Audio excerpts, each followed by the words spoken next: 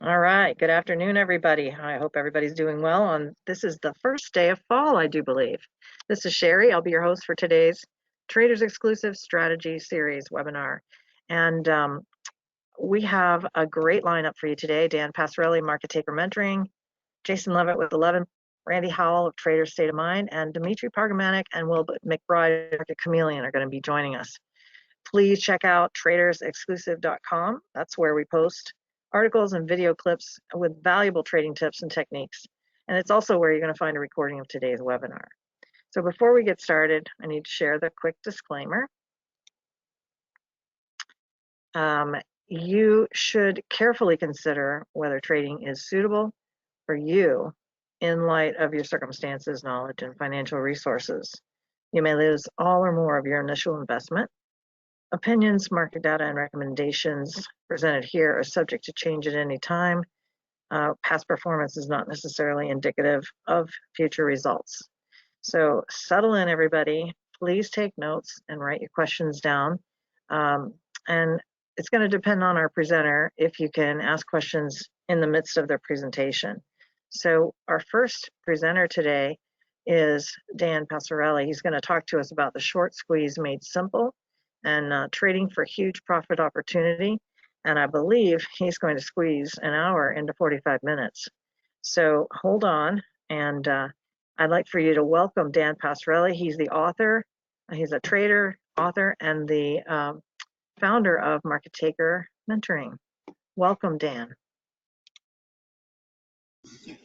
Hey, thank you, Sherry. Thank you very much. Let me see here. I'm going to make you presenter. And I'm going to do this too, because I know you like to see the questions. Okay, take it away.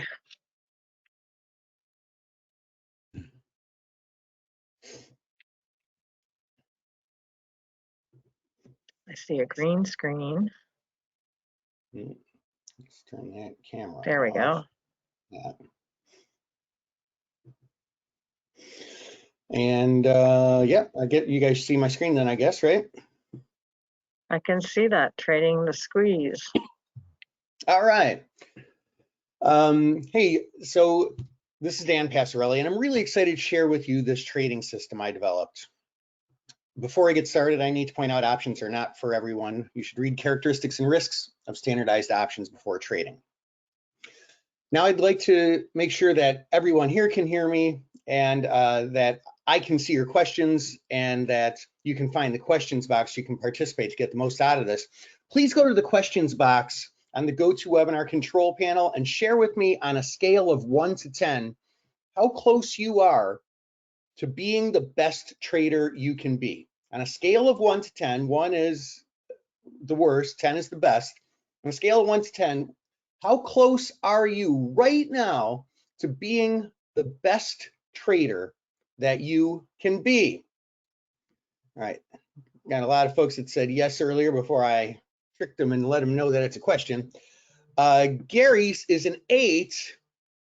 Zaires is a 3. Carlos is a 6. Michael a 1. Nick a 1. Oh man, we're going to talk about that in a minute. Preston a 5. David a 1.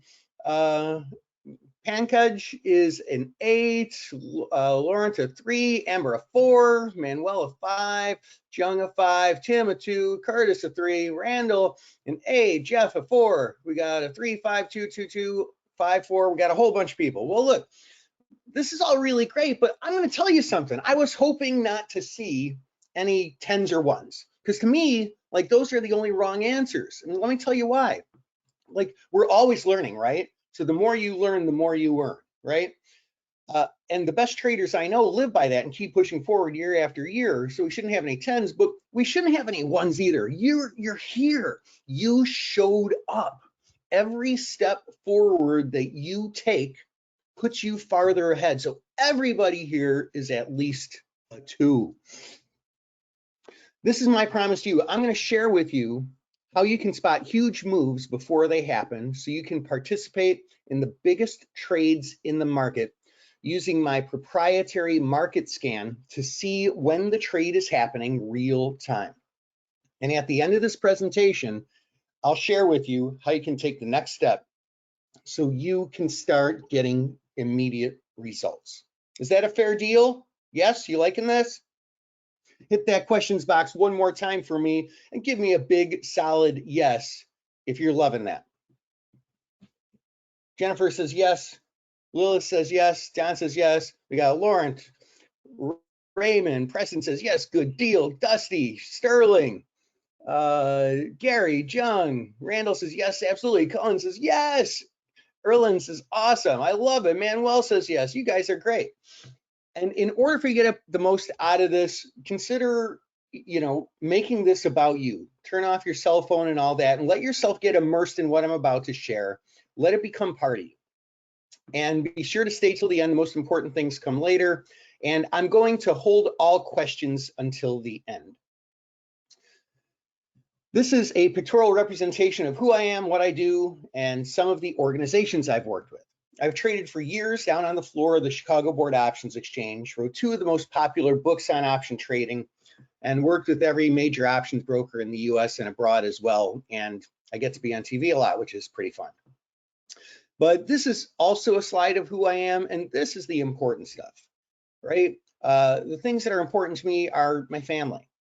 My wife, my 2 kids, we travel. Traveling is our family hobby. We've traveled all over the world together and we just love it.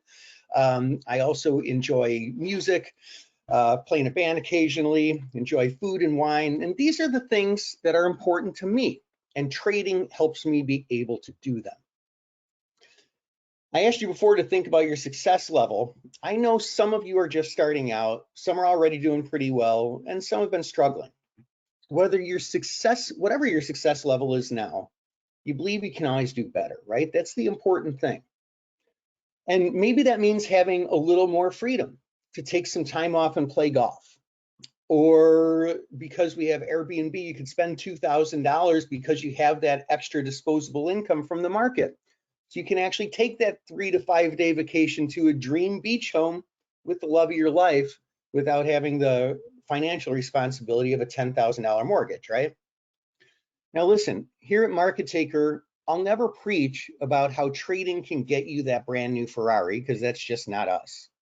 But what if you could learn a life skill trading that allowed you to be able to go purchase that Mustang convertible for you to enjoy on the weekends, or quick trips to the supermarket for that one item your incredible wife or husband forgot for dinner that they're halfway through cooking already. Or maybe to be able to give more to your family members or put your kids or grandkids through college. This is all possible. Now I want to shift gears and talk about apes, but no, not those apes, these apes. This new generation of self-directed traders who refer to themselves on Reddit as apes. Earlier this year, I was sitting in front of my trading computer and I was reading these stories of these brand new young traders who made hundreds of thousands of dollars or even millions trading options on stocks of companies that were basically going bankrupt. And seemingly out of nowhere, these stocks went up several hundreds of percent literally overnight.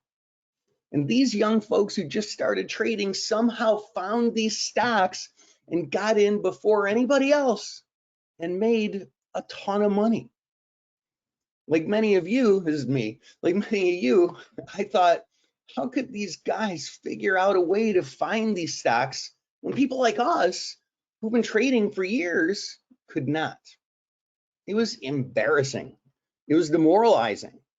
And at first, I didn't believe it until I talked to my 22-year-old son, who told me about friends of his, kids I knew since they were in diapers, who literally made hundreds of thousands of dollars doing this exact same thing. It was then that I knew I had to create a system that could spot huge moves before they happen, so I could participate in the biggest moves in the market too. And today I'm going to share with you exactly how that system works, so when you spot them, you can trade them too. The first thing you have to know is that the way this is done is by trading short squeezes. In order to understand what a short squeeze is, first we have to understand what short selling stock is. Here's a crash course. Short selling or shorting is when a trader borrows shares of a stock and sells them to someone else. Short sellers make money by buying the shares back later at a lower price than they sold them. And there's some risks. If basically short sellers try to make money by the stock going down, but if the stock rises, they lose. And stock prices can theoretically, I mean, they can rise to infinity. They can only fall to zero, but they can go up forever. And so when you buy a stock, you pay money for that stock, but when you short a stock, you don't actually pay anything. You actually get money in your account, and then you have to post a small fraction of that as margin. So shorting is by nature a very leveraged trade, which can be dangerous for people who short if the stock begins to rise. This brings us to short squeezes. A short squeeze is when a lot of the outstanding shares of the company are shorted. And this could be mostly by one trader, or it could be by many traders. So what we look for is we look for what's called high short interest. That means that when a company has like X number of shares that are available to trade, let's just say it's 1 million shares, right? If there's 1 or 2 or 5 people or companies, firms out there that have shorted like 200,000 of those 1 million shares, that's 20% of the shares were shorted. So that would be a lot of short interest. And so the problem happens where if the stock starts rallying higher, because these are highly leveraged, unlimited losses potentially, if the stock starts rallying, these people who are short a lot of it, they've got to cover. They've got to buy that stock and take a small loss before it gets out of control and they blow up their firm. So short sellers, they're forced to cover by buying the stock, which supply and demand, right, drives the stock higher, which creates more buying pressures. And then everybody else sees the stock rising and they play momentum and they buy it, forcing it higher. And then more short sellers are forced to cover. And sooner or later, the stock can be up a lot, several 100% in some cases. And shorting stock has gone on for literally a century, longer. But it's become more in favor because of a company called GameStop, which is a meme stock, which if you're not familiar with memes they're basically silly pictures with funny captions over them. And GameStop became a meme because it was on its way to going bankrupt, but somehow the stock shot up again, a whole bunch. This is kind of the first one of the group that has come into favor lately. So I like to call it the OG meme stock. In late January 2021, GameStop had a huge short squeeze, and traders who played it, they made a lot of money, and many other short squeeze stocks followed. GameStop went from $19 to $483 in 2 weeks. Can you imagine the amount of money that you could have made? Now consider how much money you could have made if you were trading the more leveraged, more limited risk call options. The answer is literally thousands of percent. But in order to do so, you have to know about these opportunities before they happen, before the general public does. In order to find these short squeezes, we need to identify stocks with high short interest. We need to cross-check that against the company's profitability. We need to look for what's called unusual activity, which is a high volume of out-of-the-money calls with reverse skew, which just basically means there's a lot of demand for them. And it coincides with the stock rising from a base. So let me explain some of these. High short interest is it's a figure that's updated every 2 weeks. And it's publicly disseminated. There are many websites that post high short interest. There's highshortinterest.com. There's FinViz. And I tend to look for stocks that have 20% of the company's stock shorted. So I make a list of those stocks and I cross-check our list against how profitable the company is. And look, you don't have to be a financial expert here. Generally, what we look to see is that the company's making money. And there's a number of ways to do this.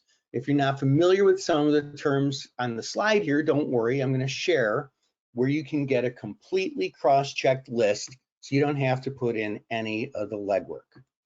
If you're on Thinkorswim, and it doesn't matter if you're on Thinkorswim, it could be any trading platform or any financial website. But if you're on Thinkorswim, you just go to analyze, and then fundamentals, and type in the symbol, and then look for things like positive earnings, low P ratio, and positive cash flow.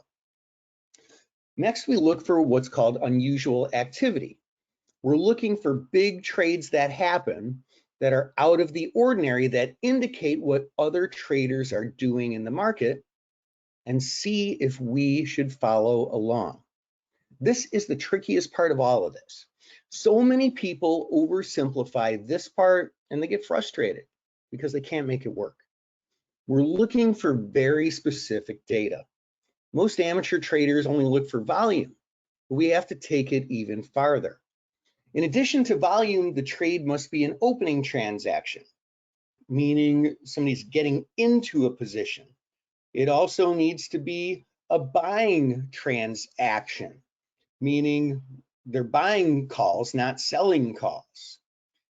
It also needs to be an outright transaction, which means not part of a spread. If it's part of a spread, that's a whole different thing altogether.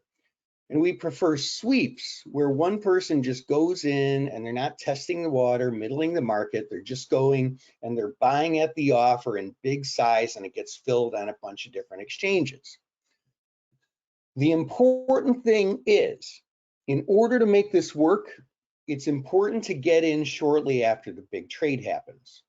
Also later, I'll share how you can get alerts so you don't have to sit in front of your computer all day waiting for these trades to show up. And the fourth thing is that all this coincides with the stock rising from a base. You can see the base here on the left side. That's right before the squeeze here, this big spike. And you can see how it played out just over a couple of days. It starts here with this green bar, and so you have some time to get in. The next day was a huge move upward. And you don't want to be buying at the top, because a lot of times these moves reverse. The next day the stock opened higher, but fell through the day to close much, much lower. The timing doesn't have to be perfect, but you have to know when to get in, right? You see that?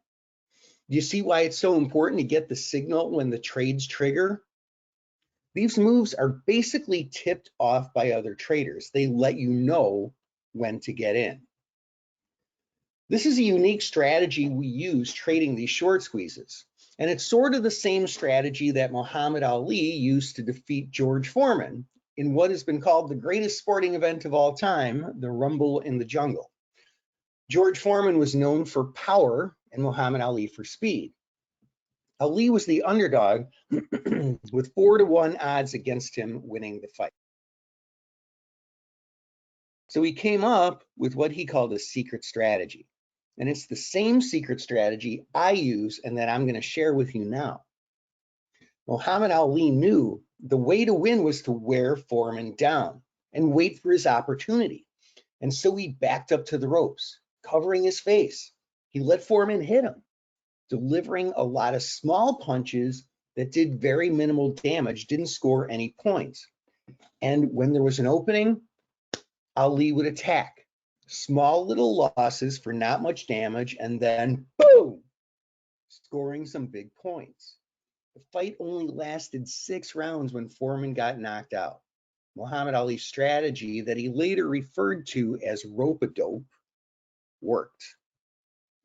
This is a very common strategy in trading, but and some of the best traders of all time do this exact same thing. Nicholas Nassim Taleb is famous for using this strategy. It made him rich.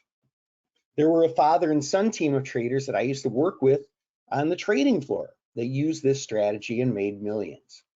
And we use it as well. The idea is that we'll have several trades that don't work out, but we'll have very small risk. But the one that takes off can make up for the losers many, many times over. This is classic trading 101. Keep your losses small and let your profits run. So what's possible trading these short squeezes? Highly leveraged profits resulting from huge up moves in the stock. You can find these trades all the time. We get signals every day, and it's easy to manage risk. So let's look at what these look like in real life. This is AMC.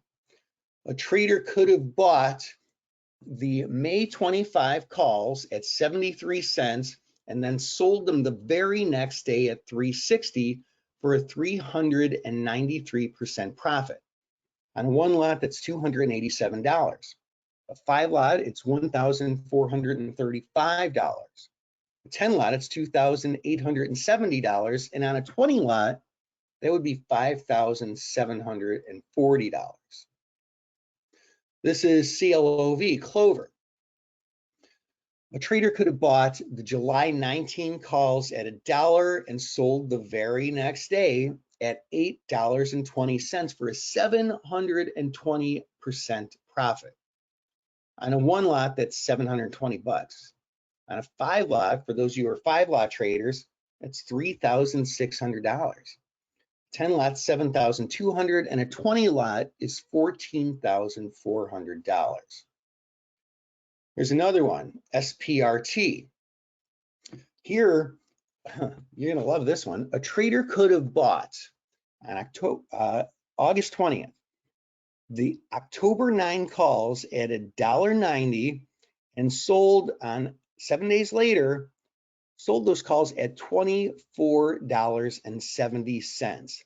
That is a 1,200% profit. So what that means is on a 1 lot, that's $2,280. On a 5 lot, it's $11,400 for you 5 lot traders. 10 lots would have been $22,800, and a 20 lot would have been $45,600. But that's not the thing. I wanted to make this extremely realistic, so I just assumed getting out on the close at the worst price. This actually traded as high as $59 that day, not $24.70 where I'm basing these numbers off, $59. So basically you could double all these numbers. A 20 lot trader could have made over $90,000. Now again, not all of these will work out that great. Like I said, you'll have some that lose, but when the big ones hit, they can more than make up for a string of losers. In fact, this is a trade that didn't actually work as planned. And you can see the trades from my history here at the bottom. I bought a 2 lot. I traded this really small because I was trying out a new management technique. I bought the 2 lot on August 24th at 23 cents. And then on September 1st, the stock popped. And I sold half of it at 70 cents, which is almost a 200% profit. But then the stock started coming down. So I closed the other half at 36 cents, still a profit. That ended up an average price of 53 cents. And look, I got in here and out here. It's just this tiny little candle and this little up move. Not one of those huge spikes like we've been seeing. And it's still a solid 130% winner. And this is one I'd say didn't work out. It's 30, but it's 131. It's 130% profit. That's $30 on a 1 lot. On a 10 lot, that's $300. On a 25 lot, that's $750. Buy now. Have you found today helpful? Do you think today was time well spent? Do you think that you can use what you've learned today to grow your portfolio and provide you and your family with a better quality of life? Would you like to get results even faster? I want you to answer these last questions. You want to get results even faster? Do you want to get bigger results? And is it okay, and please answer in the questions box, is it okay if I show you a way to go even deeper to get bigger results even faster? Jennifer says yes. Lilith says yes. Don says yes. Lawrence says yes. Gary says yes. We got a whole bunch of other yeses coming in. Raymond says yes. Good. Okay, so look. In summary, there are a few important takeaways. All right. First, the short squeeze trades can yield huge profits when they hit. There's a simple setup. Stocks with high short interest, profitable companies, high volume of calls bought, and the stock begins rising. But there's a problem. There's a few problems actually. First, the thing about trading a squeeze is that the last person to buy is left holding the bat. You've seen some of these charts, right? They often look like spikes in the stock. They shoot up and the next day they're right back down. If you don't have the timing pretty close to right, it'll never work out. But if you could be alerted at the time the squeeze is just starting, how powerful would that be? Very powerful. Because you can't do all the analysis yourself. I've tried. It's impossible.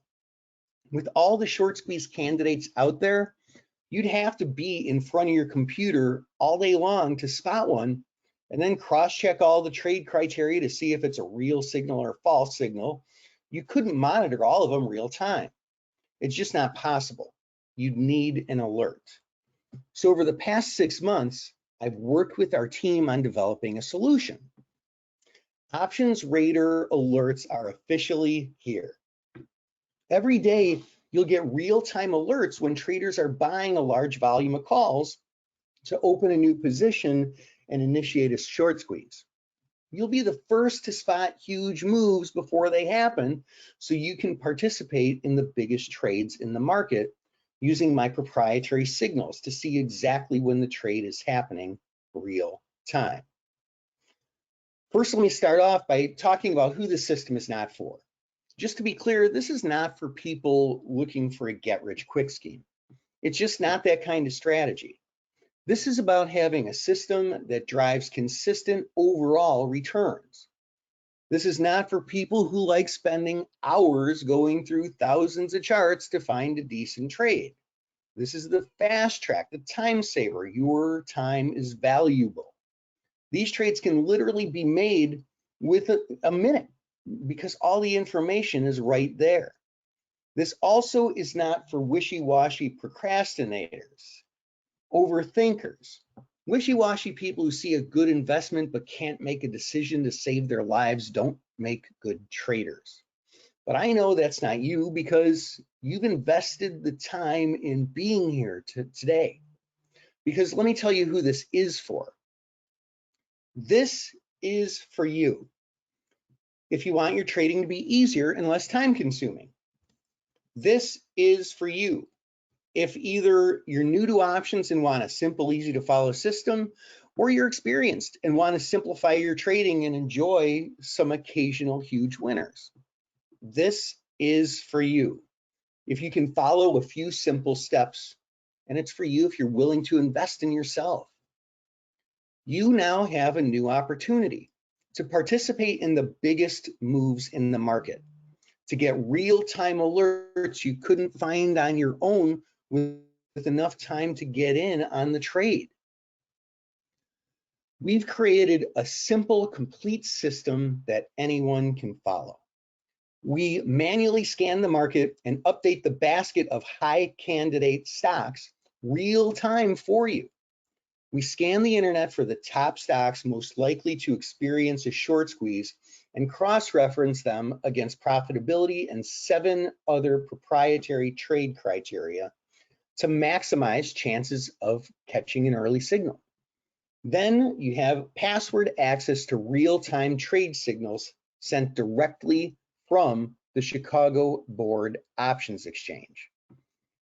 I pulled some strings for you. I've negotiated a contract with the Chicago Board Options Exchange for you to get professional trade data you can't get from any other source. I repeat, you literally cannot get this from any other source. I, as a professional in this field, pay for the data because not only is it expensive, it's about $9,000 for professionals, but it's not available to non-professionals at any price until now. And the best part is, it's all legal. When you sign up, you'll sign up as yourself, not as a professional trader, and get access to these signals through this deal I made with the exchange on your behalf. These are some more examples of the trades, both entries and exits, that could have been identified by the Options Radar scanner.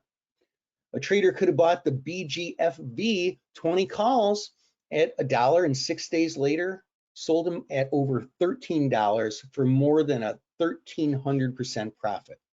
So on a 1 lot, that'd be $1,300 of profit. On a 5 lot, that'd be $6,500. A 10 lot would be $13,000 in profit. In PETS, PETS, a trader could have bought the 30 calls at 80 cents and the next day sold them at $14 for a $1,320 profit on just the 1 lot. That's a 1,650% profit. A 5 lot would have been $6,600 for all you 5 lot traders. In GEO, you could have bought the 7 strike calls at 35 cents and the next day sold at $2.50 for a 485% profit. These smaller dollar amount trades enable you to trade more contracts. On a 20 lot, you've invested $700 and ended up with $4,100. Even if you make, say, 2 of these trades a week, how much impact can this have on you and your family's financial future? I want to invite you to join us and start using the options rater system right away. So first, you're going to get the options rater scanner. So every day you'll get real-time alerts of big call buying trades happening that could trigger the next huge market move. This simple scanner searches the universe of over 7,000 stocks for the setup and makes it possible to find trades you'd never have access to without it. This is my easy to use alert system that helps you identify short squeezes based on options activity, so you never have to second guess yourself in the market again. But I want to make sure this works for every single person in this webinar. So I'm going to give you a handful of key support bonuses to make sure you have everything you need to make this work. For you to profit with the options rater system, I need you to know how it works. So I created a video training course that shows you step by step exactly how and why the options rater system works, how to set up the trades, the filters and cross scans to optimize the strategy, and of course the targets and trade management. So what this means is first you're going to get the options rater trade triggers, and then you're going to get the options rater accelerator video course. What I really want is for you to make as much money as possible trading options rater signals. And I imagine you do too. So every day, we're going to rank the top options rater trades and list them out and give you our top picks so you can see what we think are the best of the best. This is the options rater weekly watch list, and it's a $1,200 value. Plus our head coach, John, formerly with Goldman Sachs, will also add a bonus trade every day from his daily group coaching class. So you can diversify your trading and get all the top trades of the day by simply clicking one link to access your curated watch list. So what this means is first you're going to get the options rater trade triggers, then you're going to get the options rater accelerator video course, and you're also going to get the options rater top picks weekly watch list. That's a $5,200 valued package. Do you mind if I over deliver?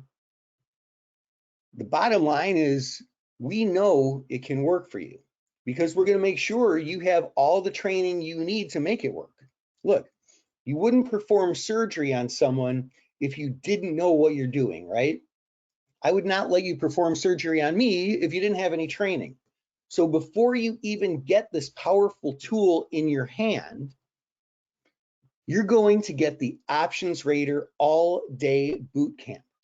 You're going to get a full day's training on every single aspect of trading short squeezes using Options Rater to maximize your chances of success. In the boot camp, I'll share how short interest data works and caveats to watch out for, how to read options data to identify high probability squeeze candidates, the up till now secret proprietary criteria I use in our system to maximize your exits and make bank on the trades that skyrocket, and also how to make all this really simple. At the end of the boot camp, if you want your money back for any reason, you have my personal money back guarantee. We've never offered a money back guarantee like this before. That is how confident I am in sharing this with you. So what that means is first you're going to get the Options Rater trade triggers.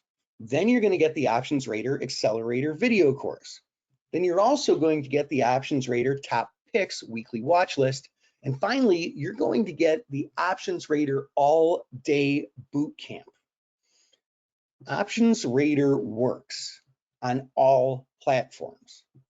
There's one simple window to deliver your trade triggers real time, and you can trade on your platform of choice. Buy now.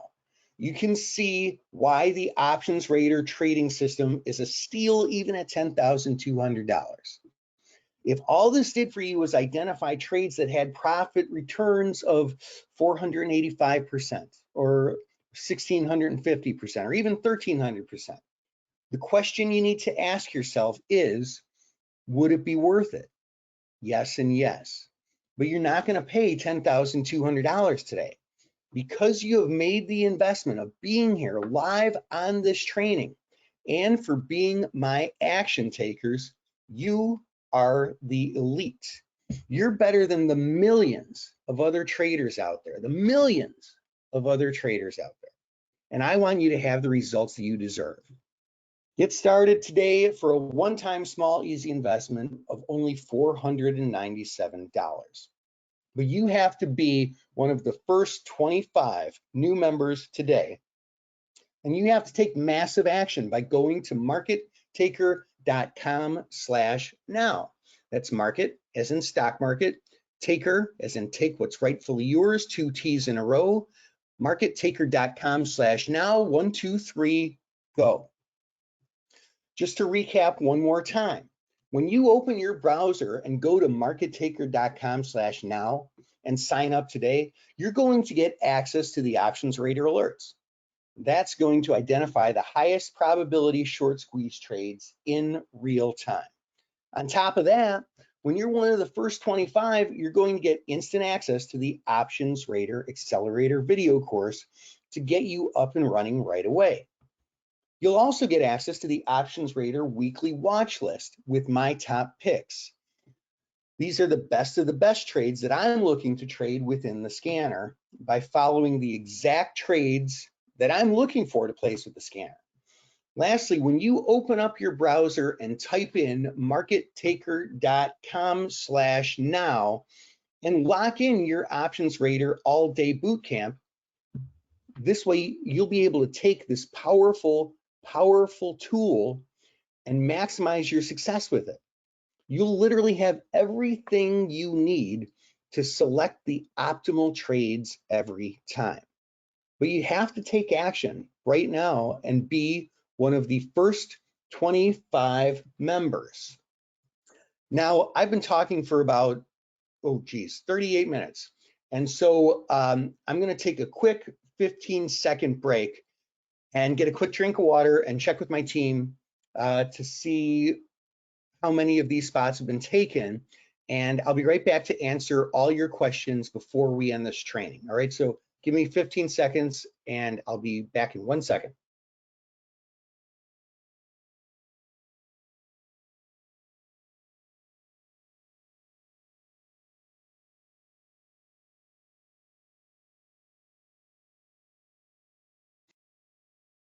All right, folks, we actually had a pretty quick run here, and we currently have 12 more bonus spots left. So if you want to claim one of these last spots, then open up your browser and go to markettaker.com/now, or click the link in the chat box and get signed up right now. I get some frequently asked questions here. One is, what if I can't install it properly? Well, look, that's easy. There's nothing to install. Simply type in your password and a window opens displaying your trade triggers real time. Is it time consuming? No. I mean, look, you're busy, I'm busy, everybody's busy. Many traders have busy schedules. I've designed Options Rater so you can literally trade this system in about 60 seconds per trade. What if I can't figure it out? You get both short videos in the accelerator course for reference, plus the all-day boot camp sharing everything you need to master short squeezes.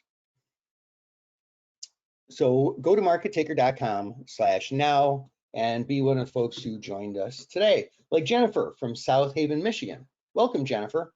Like Lilith from Chicago, Illinois. Congratulations, Lilith. Great job. Welcome.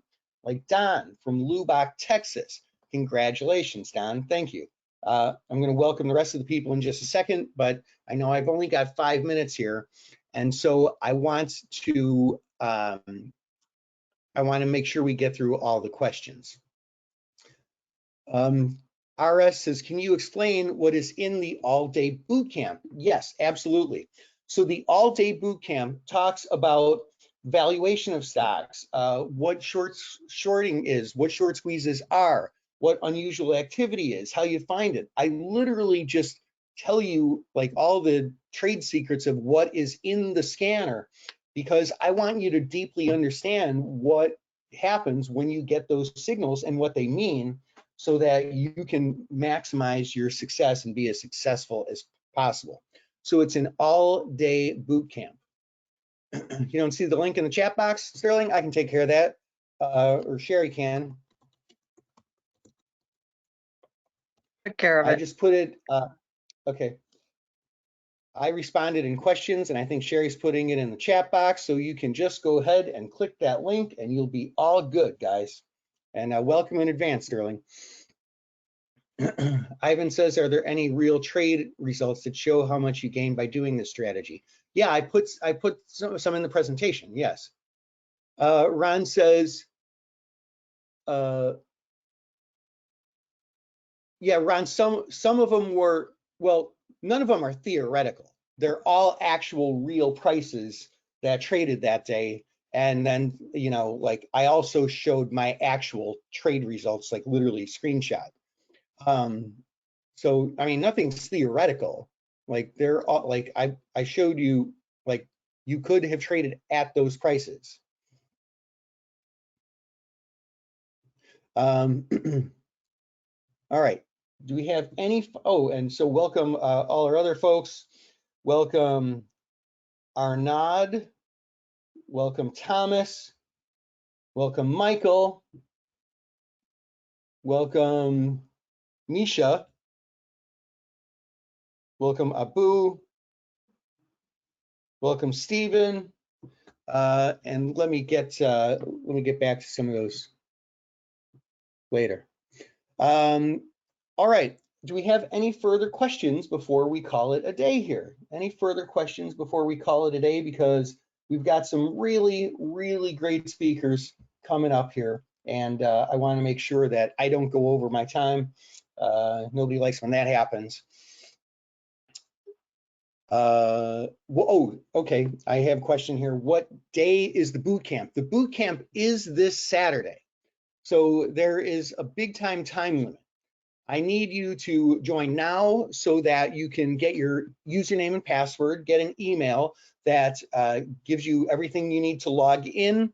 And then you're going to go through the accelerator video course. You're going to familiarize yourself with everything. You're going to log into the chat room, which is kind of a secret bonus that I didn't mention. You're going to get a separate username and password for the chat room where we talk about these short squeezes and other trades all day long.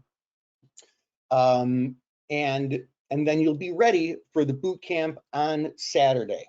All right, it's 10 to, I want to say it's 10 to 3 Central Time, something like that. And you're going to get a separate invitation to that boot camp. And that's all I have. Welcome to all our new subscribers, and great job. Congratulations stepping up and investing in yourself today. Wow, you did it.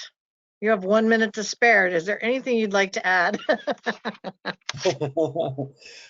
No, just like seriously, congratulations for those of you who did just join us, and great job. You know, like I was lucky enough to be the first presenter of the day here, and glad to fill in, and glad to be able to offer a new trading system and strategy to you. So thanks for having me, Sherry.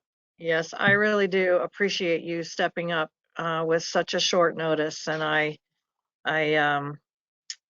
don't like to have to do that. Matter of fact, this is the first time in a year and a half that we've had to do that. So I've been really happy with everybody coming and showing up when they're supposed to, but you dropped what you were doing and you stepped in here to help us out. I appreciate it a lot. I hope everybody will take advantage here. It's markettaker.com/now.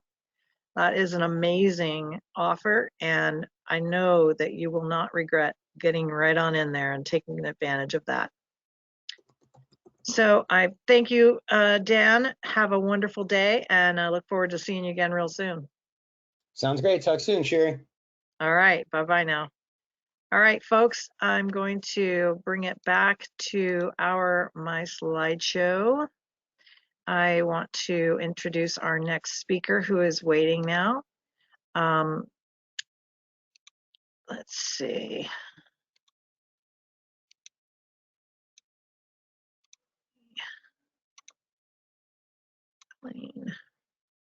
All right, that was Dan Passarelli.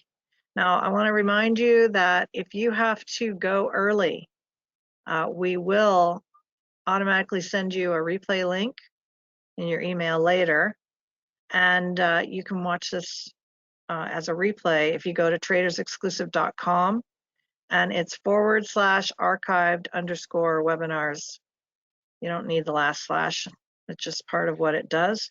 See the green link, the green arrow down here? That's not on the actual page, but if you go to tradersexclusive.com, you see over here to the right, it says Trading Education Webinars. You want to click on that. And then you come in and you can see what all the upcoming webinar dates. And then the green arrow is pointing to the word here. You click that, and that takes you to the page where we have all of our previous events archived. So you can go in and take great advantage of the different strategies presented by expert traders. So our next trader coming in is Jason Levitt of the Levitt brothers. And he's going to talk to us about trading strategies with technical indicators. And he is the founder and head of research at levittbrothers.com. It's a boutique research firm that provides trading ideas and marketing analysis to the financial community. He's also the creator of the Masterclass in Trading. He has a background in engineering and has traded full-time for 19 years. Thank you for joining us, Jason. You'll have to unmute yourself. It's your first time here with us. I really appreciate it. Sure thing. So how's my sound? You sound good. Okay, and what do you see? I'm not seeing anything yet, but I just made you the presenter. Do you like to have questions during your presentation, or do you like me to hold them until you're done? I'll probably hold them till I'm done, and just to make sure I can Okay. get through everything. Okay. All right. Well, then I'll let you know if you have questions. And I can see your screen now. It looks like it's maybe the desktop of your computer, and you've got a countdown going on. Oh, that's the wrong. That's not the screen I wanted. So what you want to do is stop your share and then reshare. How do I stop the share? Oh, I see. Stop showing screen. Okay. No show. How's that?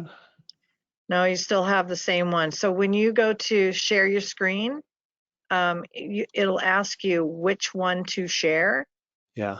Like me, I have monitor 1 and monitor 2, and I usually use monitor 2 clean, depending on which monitor you're using as your presentation. Okay, how's that? There you go. Playing bottoming patterns with technical indicators. Okay. All right, ready to go. All right, we're good. I'll let you go on with it, and I'll talk to you in a little bit. I have one right, ear in the presentation though, so if you need me, just holler. Gotcha. All right, thank you, and thanks for inviting me here. I'll do a quick intro, and then I'll get into my material. I was going to talk about playing patterns with technical indicators, but that's that's a broad topic. So I'm actually zeroing it into just playing bottoming patterns. Okay. As Sherry said, my name is Jason Levitt. I'm the head of research at levittbrothers.com. I'm not going to talk about too much here. I'm not going to give a big sales pitch. It's just a research company that offers trading ideas, market analysis to the financial community. Been in business for, we just had our 19-year anniversary just a couple weeks ago. I'm also the creator of a masterclass in trading, which is like an A to Z class on trading that starts you from the beginning and takes you all the way through, covers pretty much everything you need to learn. It's a class that I put together with, in mind, I was thinking, this is the class that I wish I had when I started. Okay, and you can see on the screen my contact info if you want to reach out to me, my email address, where I am on Twitter, also on YouTube. I have recorded over 100 videos and put them on YouTube, so you can check me out there. All right, so today I'm going to talk about bottoming patterns with technical indicators. The format is going to be, I'm going to show you an indicator, I'm not going to show you an indicator, I'm going to show you a bottoming formation, a bottoming pattern. I'm going to attempt to draw it on my screen with my mouse. Okay, it'll be a little bit messy, it'll be kind of crude, but you'll get my point. And then I'm going to go through a handful of like real examples to just show you how, what it looks like. Then I'll show you another bottoming pattern, and then same thing, I'll show you some examples, and then I'll continue on doing that. I'll go through all the different bottoming patterns that I look for with a handful of examples for each one. Now, the purpose of this is because trading's hard, but you could make it simpler, because in trading, you don't have to be good at everything. You don't have to know everything. You only have to be good at one thing. Okay, so if there's like if there's dozens and dozens of trading strategies out there, you could literally suck at most of them. But if there's one that works, that clicks with your personality, something that kind of, it kind of fits you, you could study it, you could practice it, you can get really good at it, and you can make a really good living just doing that one pattern. Okay, so my goal here is to present several bottoming patterns. And if you don't like some of them, that's fine. If one of them kind of piques your interest, like that could be the pattern that you trade for the next 20 years that makes you a ton of money. Okay, so hopefully there's something in here that you could cling to. There probably will be. Okay, so I'm gonna show bottoming patterns. Some of them are bottoming patterns from a stock that has been selling off. Some of them are bottoming patterns from stocks that were strong and then pulled back within uptrends. Okay, so let's get to it. So the first, and you're gonna realize really soon that my presentation here is pretty crude. I tend to spend a lot of time on the content, and I don't spend a whole lot of time on putting together really fancy slides. Okay, that's just the way I operate. I don't have slick presentations. I don't do that. I focus on the content. All right, so the first bottoming pattern that I'm going to talk about is what I call capitulation down and then volume up. Okay, so I'm going to bring up a blank screen here. And what happens in this pattern is that you'll have a stock which is kind of weak, trending down, trending down, trending down. And while this is taking place, your volume bars are going to be like this. They're going to gradually get bigger, bigger, bigger, bigger, bigger. And I told you this is going to be really crude. As the stock is falling, their volume is going to completely ramp up. Okay. Then what's going to happen is the stock out of nowhere is then going to trend up on really strong volume. Okay. So it's going to be something like that. And then you're going to have like equally big, sometimes bigger, sometimes a little smaller. You're going to have equally big positive volume bars as the stock moves up the right side. Okay, then the stock, what's going to happen is the stock's going to move sideways. That's not what I wanted. Stock's going to move sideways in a range, and by moving sideways, it allows the moving average to come down and then start to support the stock. Once the stock can establish itself and prove it's not going to give its gains back, then you could play a move out of that pattern. You could play dips within that pattern. You could play a move out of that pattern. Okay, so just to kind of refresh, you have a weak stock that's trending down. You have absolutely no interest in playing it, but then volume ramps up, which tells you that traders are throwing in the towel. It's capitulation. Then you get a really strong move off the low on equally strong volume. The stock will prove itself by moving sideways in a range and get scooped up by a couple moving averages, which I'll talk about, and then it'll break out from there and it'll be off to the races. Maybe not off to the races, but that's a good trade right there. Okay, you do that trade a lot of times, you're going to make a lot more than you lose. All right, so I'm going to get rid of this. I'm going to go through some examples here. All right, so here is HIMS. Okay, as you can see, stock was weak, trended down, got rejected by its 50. I should back up and say that in all these slides, the blue line here is the 50 simple moving average. The orange line is the 21 EMA, and the light blue line is the 8 EMA. Okay, those are the moving averages I use on all the charts, regardless of whether it's a weekly, daily, or intraday chart. Okay, so the stock got rejected by its 50, got rejected by its 21 there, 21 there, 21 there, 21 there. So it's a weak stock. It's trending down, lower highs, lower lows. But then what you see here is you see the stock as it falls here, you can see volume down here at the bottom gets really, really heavy. That tells you traders are throwing in the towel. Then the stock rallies. You can see big volume here. It rallies up on huge volume. Then it moves sideways. It establishes itself above the 8 and the 21 moving average for about a week, and then it moves up from there. Okay, so if you're in here at like 12 and the stock moves to 15, you're not going to get exactly at the bottom. You're not going to get exactly at the top. But even if you get a nice chunk of that move, that's a great trade. Okay, because even weak stocks can bounce 30, 40% within a downtrend. And here's a stock that eventually went back down. But by waiting for capitulation to the downside as we got, and then a strong move up, and then proof that the stock can establish itself above some key moving averages on strong volume, then we play the second leg. Okay, the reason why I don't want to play the first leg is because, if you try to play this dip and then the stock gets rejected, I mean, that's playable, but you have nothing to go off of because the stock is below so many moving averages. If you're trying to play this dip, it moved up very little before getting rejected. If you're trying to play this dip, it moved up very little before getting rejected. If you play this dip, for all you know, it's going to get rejected by the 21 and go 21 again and go back down. But by waiting and forcing the stock to establish itself above a couple moving averages on strong volume, you have there's like less meat on the bones, so to speak, available. Okay, but your odds of success are very good.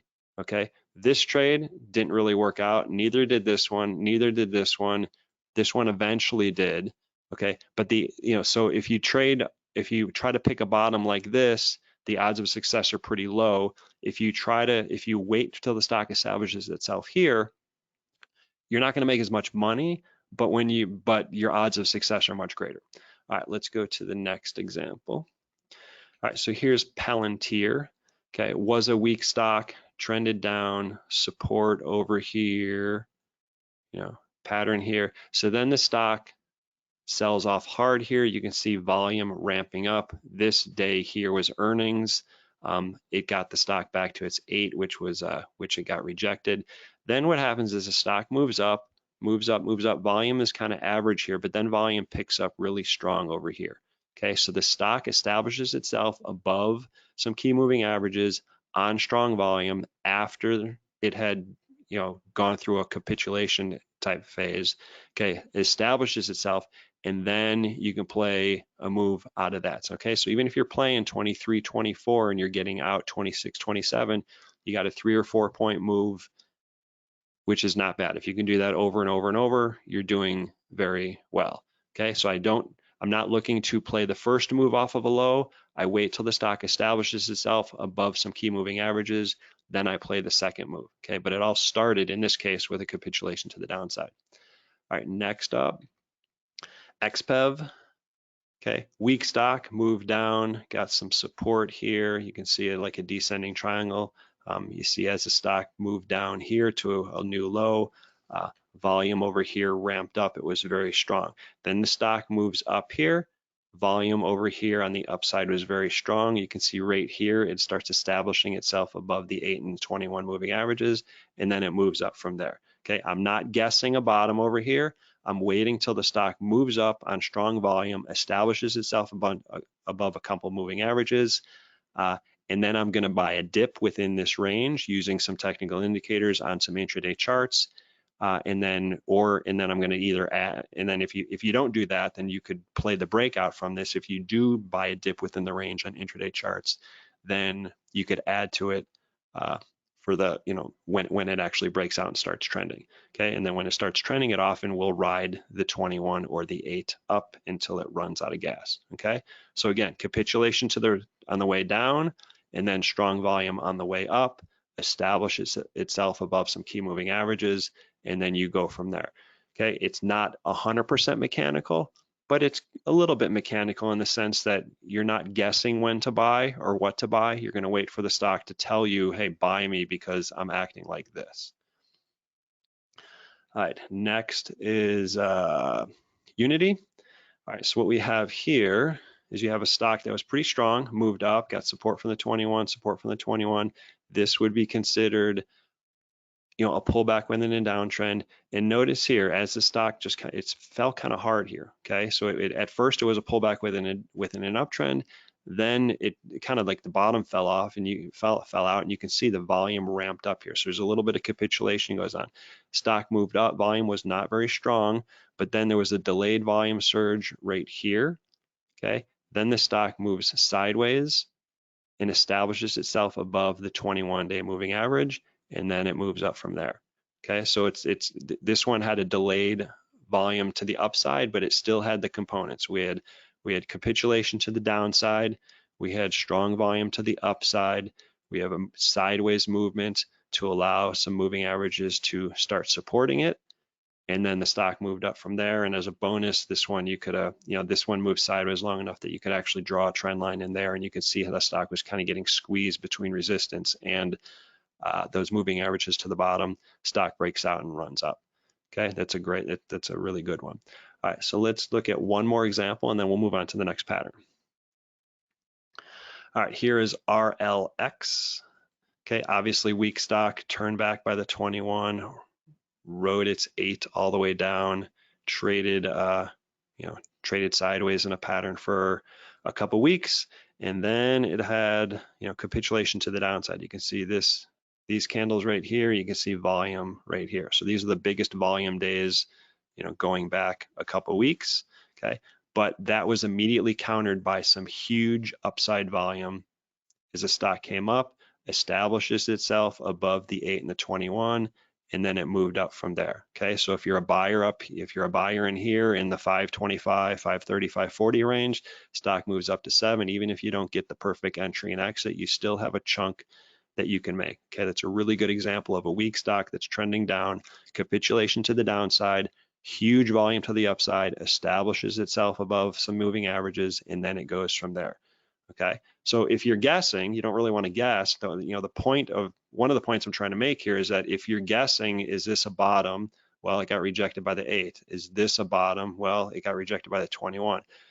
No reason to buy anywhere in here. I mean, the stock was trading below, trending down below its 8 moving average. If you're guessing in here, we still have some rejection from the 21. But if you wait until it establishes itself, I completely admit that I'm going to delete these here. I admit that if you wait to buy it here, there's a lot less upside potential because you're getting in so far off the low, but the odds of success here are much better, and you have a very clearly defined stop here below the pattern and below some moving averages. All right, let's move on. Now, next one I'm going to talk about is very similar. You don't always get a capitulation move to the downside. Sometimes the stock is weak and just trends down, and then out of nowhere you get a huge volume surge as the stock just kind of gets jerked to life. That then if that's followed by a consolidation pattern, then you have essentially the same setup. Okay, so you have a stock which is weak, and then out of nowhere the stock's going to jump on huge volume, trade sideways for a few days, maybe a week, maybe even 2 weeks, allow a moving average to come down and scoop it up, and then you often get a trade out of that range. Okay, so it's very similar to what I just talked about, except you don't get the capitulation to the downside. All right, let's go through some examples. Here is Bitfarms. Okay, so weak stock, kind of a mess, lots of gaps, lots of tails on those candles, doesn't exactly ride smoothly. It doesn't trade smoothly, sells off here. You don't really have capitulation here, but then you have the stock jumps here. Okay, that was a decent volume day. It was the biggest up day, since these candles here. Then the stock settled in, and then you had this day right here where the stock gapped up from, this is like 3.3 and it gapped up all the way and, closed at like 4.3. It's a huge single day move. Then look what happens. Stock then trades sideways in a little pattern for, 5 days. The 21 EMA, which had resisted the price over there, and it resisted the price all throughout here. 21 EMA, the stock moved sideways just long enough for the 21 EMA to come in and start supporting it here, and then you get a move out of there, okay? So there's a weak stock, just kind of moving down, no capitulation here, but then this big day here jerks it to life, consolidates for a few days above a key moving average, and then you play it here, okay? We're not guessing a bottom. I'm not zooming in, looking at indicators, trying to enter a position, then get stopped out, enter a position, get stopped out, enter a position, get stopped out. I'm not doing any of that. I want the stock to go up on huge volume, establishes itself above some moving averages, and then I'll play the second move. There might be less meat on the bones, but my odds of success are much higher. My stop is much closer. All right, next one, Bit Digital. Okay, obviously weak stock, rejected by a 21, 21, 21, 21. No reason to play it. You can see that there's no capitulation here whatsoever. And then out of nowhere, you get this gigantic up day on massive volume. Okay, I don't know why, I don't remember, I don't even care. But if you liked Bitcoin stocks, you kind of like this stock, maybe you heard the story. I have no interest in playing it through this entire downtrend. But when it jumped over 100% in one day. That brings the stock to life. And as you can see here, then the stock consolidated, formed a resistance level. It consolidated here for about 4 days, and then it went from the mid 9s all the way up to 20, so it more than doubled, okay? So again, it meets the criteria pretty perfectly. Weak stock trending down, nothing going on, no capitulation, then out of nowhere, comes to life with a huge surge in volume. Stock rests above some moving averages. In this case, the 8 was the closest, and then it goes up from there. All right, let's go to the next example. 3D systems. All right, so here we have same thing, similar concept, okay? Rejection by the 21, rejection by the 21, rejection by the 21, just rolling down, lower highs, lower lows, no capitulation over here, no reason to be interested in buying it. And then out of nowhere, you get this huge volume day, which pops the stock from 18 all the way up to 24-ish, okay? So we're talking like better than a 30% move.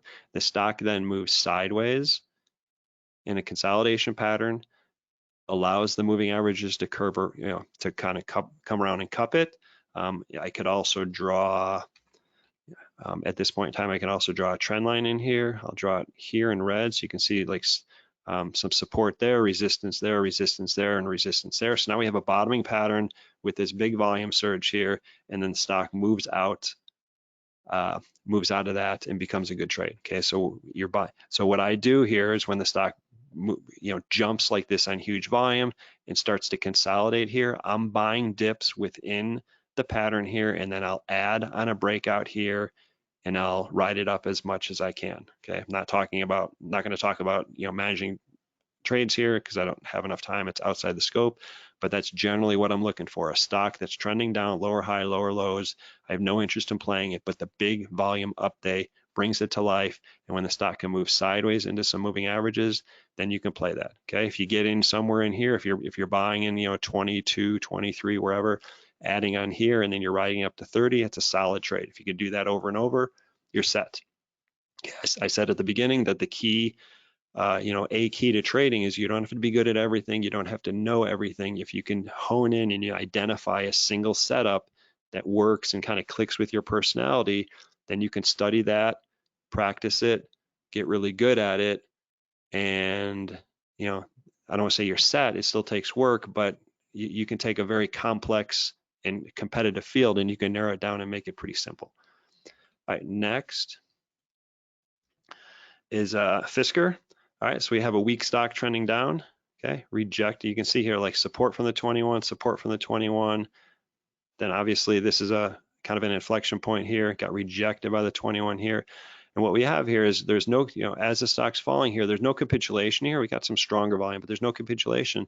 But out of nowhere, we have, 4 consecutive big up days in a row off the low. Then the stock then moves sideways and gets cupped by the 8 and the 21 moving averages. And then you have a move out of that range, okay? So even if you're eyeing electric vehicle stocks and you've heard about this stock, I have no interest playing it as it's going down. Wait for it to establish it, wait for it to rally hard on big volume, establish itself above some key moving averages, then you can buy a dip within the range and add on a breakout. And if you're buying at 12, 13 and you're selling up at 16, 17, 18, you can make a good living just trading this type of setup. Okay. The importance of letting the stock establish itself is like we have huge volume over here. Stock never even got above its 21. Okay. In fact, it only was able to straddle its 8 right here. Okay. So by waiting until it, forcing it to get above some key moving averages, your odds of success are much higher. All right, next up, Fubo. Okay. Weak stock trending down, rejected by its 21, rejected by its 21, rejected by its 21, sells off here, low, new low, no capitulation here, but out of nowhere, we got 2 huge volume days that bring the stock to life. Then the stock moves sideways into some moving averages. Okay. And I'm going to try to draw a trend line here. Okay, so you got resistance there, resistance there. So not only, so we have a big move off the low on strong volume, stock moves sideways and gets cupped by some moving averages, pressure builds in between resistance and the moving averages, and then we get a really good move out of there. And the stock goes from like 20, 21, 22 all the way up into the 30s. It's a really good move. You only have to be good at as I said, you only have to be good at one of these patterns. You don't have to be a jack of all trades.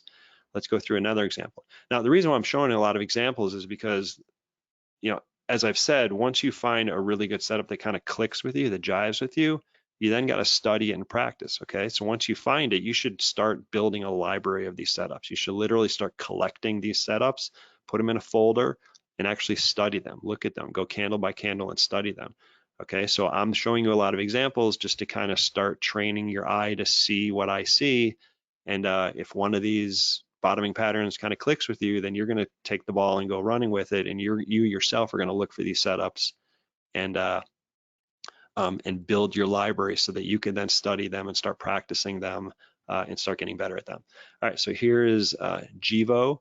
Okay, kind of a weak stock move down, got some support in here. Okay, stock breaks down. Lower highs, lower lows, gets rejected by the 21 here. Didn't really have capitulation. The volume here was, I'd say average, maybe even below average considering the higher volume over here. But then what do we have here? We have huge volume off the low. Stock then moves sideways into some moving averages here, and then it continues on and goes up. Okay, so if you're a buyer here at 7 and the stock goes up to 9, 9.5, that's a great trade. Doesn't matter if the stock then rolls over and does something like this. That's a great setup for a 1 or 2 week trade. Okay, and you can certainly make a living doing something like playing just something like that. All right, here's plug power. Okay, weak stock trending down, rejected by the 21, 21, 21, 21. Okay, no capitulation here, that's fine, but we get a massive string of high volume up days off the low. Stock moves sideways, gets cupped by some moving averages here, and then it goes up from there. So if you're a buyer somewhere in here at like 27, 28, and you get a move up into the low 30s, you can make a living just doing that, okay? Trading is hard, it's complex, it's competitive, but you can simplify it by finding a single setup that kind of clicks with your personality, and you can commit to like, hey, I'm only going to trade this setup. I'm not going to trade anything else. I'm not going to be tempted by what I see on Twitter. And this is not a bad setup to trade. A weak stock trending down, huge volume surge kind of brings the stock back to life. Stock is able to establish itself above a couple key moving averages. And in my case, I use the 8 and the 21 here. And then you could use that as your frame of reference. All right, let's go to another one. Okay, last one here. Different kind of situation here. You can see, a completely dead stock, no volume whatsoever, volume surge, right here brings the stock up, and then it moves sideways into some moving averages. Volume surge here brings it up, and then moves sideways into some moving averages.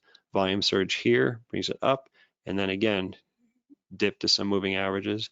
Another volume surge brings the stock up, and then we got a little a longer consolidation pattern, and then you can see the stock takes off.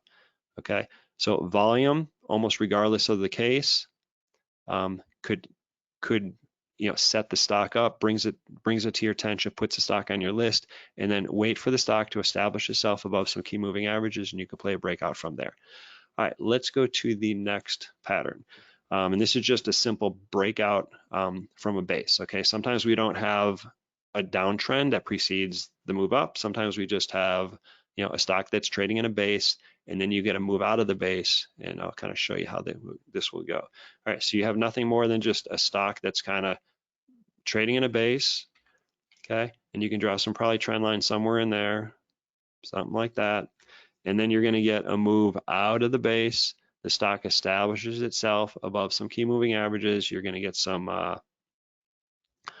moving averages that kind of come in here and start to support it, and then you can play the move out, okay? So again, stock is in a base. I have no interest in playing it, just simply because it has absolutely no direction. Every sell-off gets bought, every rally gets sold. It just has no momentum whatsoever. But once it moves out of the base and establishes itself at a higher level, you can then play dips within a range. You can play breakouts from that consolidation pattern here. All right, let's go through some examples of this.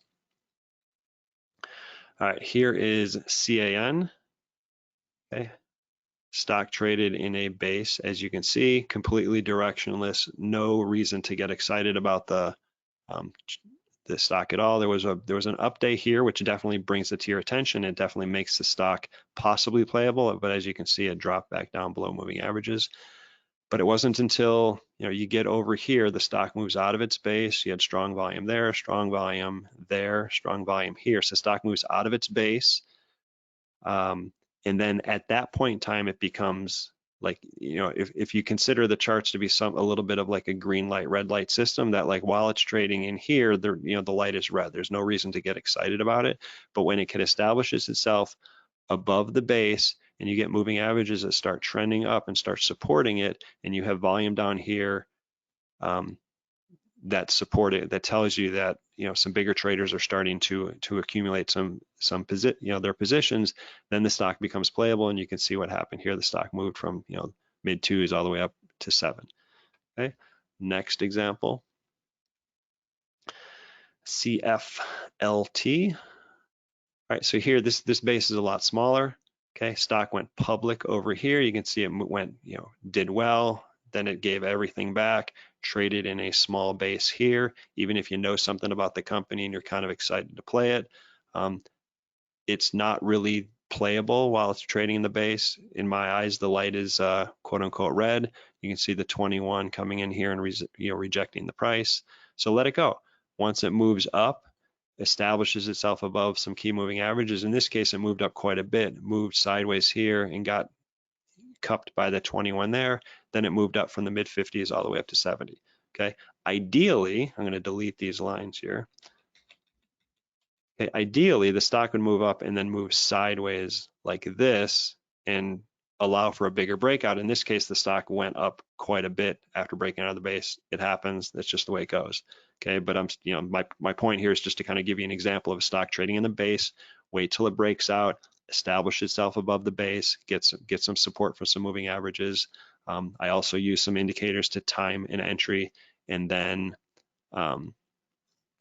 and then it becomes playable. So as an example of using indicators to time an entry, something I teach in my master class is drawing trend lines on the stochastic. You can see here where the stock moved sideways, it broke out there, then it put in a higher low, and then when it and then when we got the cross here, it pretty much coincided with the stock actually ready to go. So I use a lot of technical indicators to time my entries, because in a lot of cases here I've said stock's going to move up, then it's going to move sideways into some moving averages. You could buy dips within the range and then the stock will continue up.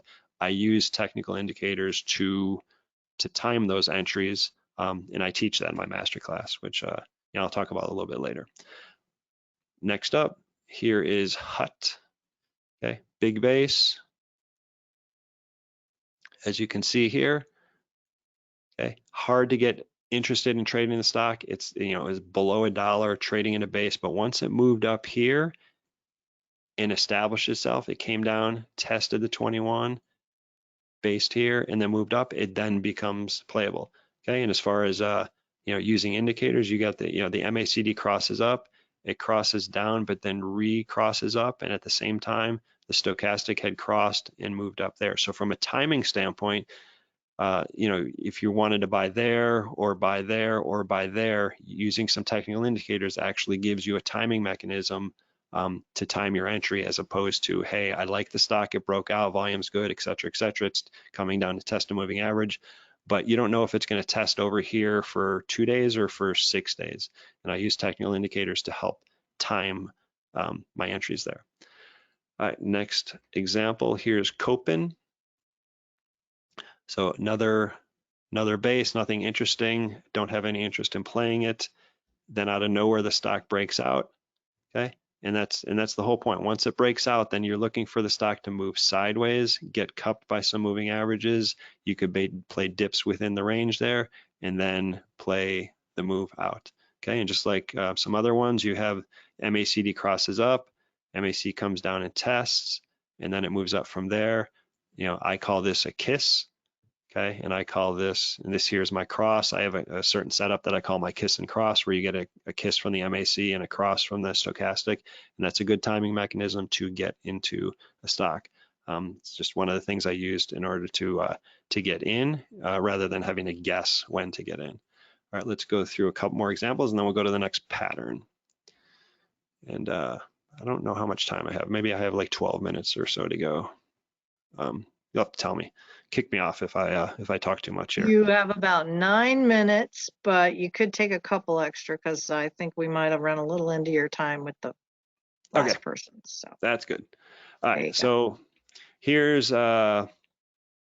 I'm going to go a little bit faster just so I can get through the last couple. So here's a base. Stock moves up out of the base, establishes itself above moving averages, like it moves sideways into the 8 moving average here, and then it continues up from there. The whole point of this is you have a stock that's completely dead, no interest in playing it. The light is red. The stock breaks out on volume, establishes itself above the base, and then from there, I'm looking to play dips within the range and a continuation of that pattern, and I'm using, in most cases, the MACD and the stochastic to time my entries. All right, let's go. I'm going to skip the next one. I'm going to go to the next pattern here. All right, so the next pattern is is just a rolling double bottom pattern. Okay, it's going to look something like this. The stock's going to come down, it's going to come up, it's going to come down, it's going to come up, it's going to then establish itself, and then it's going to move out from there. Okay, the whole point here is that you have it's either going to be a weak stock trending down and you get a double bottom, or it's going to be a strong stock that's like pulling back within an uptrend. In either case, you tend to get a moving average that comes like this, and like the first move gets rejected by the moving average, but then the second move gets through it, and the moving average tends to come up like that and cup it. All right, so let's go through some examples of this. All right, so here's Alcoa. So strong stock trending up, down, up, down, up. It establishes itself above the 8 and the 21 moving average, and then it breaks out from there. Now, in this case, it fell hard afterwards. That's the way it goes. But even if you're buying over here at 40 and you got 45 here, if you get out on this day, you still have a 10% winner. Okay, that's a good trade. And as far as the how the indicators work, you get the MACD crosses up here, it trends up, comes down and kisses, and then continues up. And during this kiss, the stochastic cycles down and crosses there, and that tells you, from a timing standpoint, that tells you like that's pretty close to when you want to buy. Okay, so you're not guessing when to buy in here, you're using the stochastic and MACD to time your entries. Next one is AEHR. Okay, stock moved up.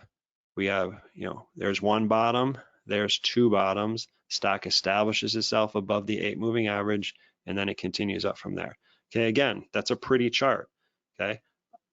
Again, I'm going to keep coming back to this, even though I have more charts to show you and I probably won't completely finish.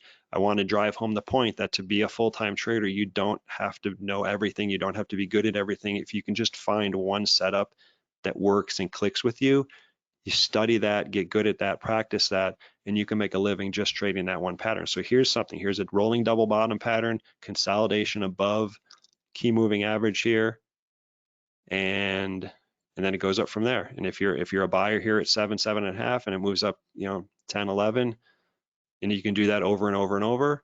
For every time that this takes out your stop here, if you get a good move like that, you're doing pretty well. All right, next example.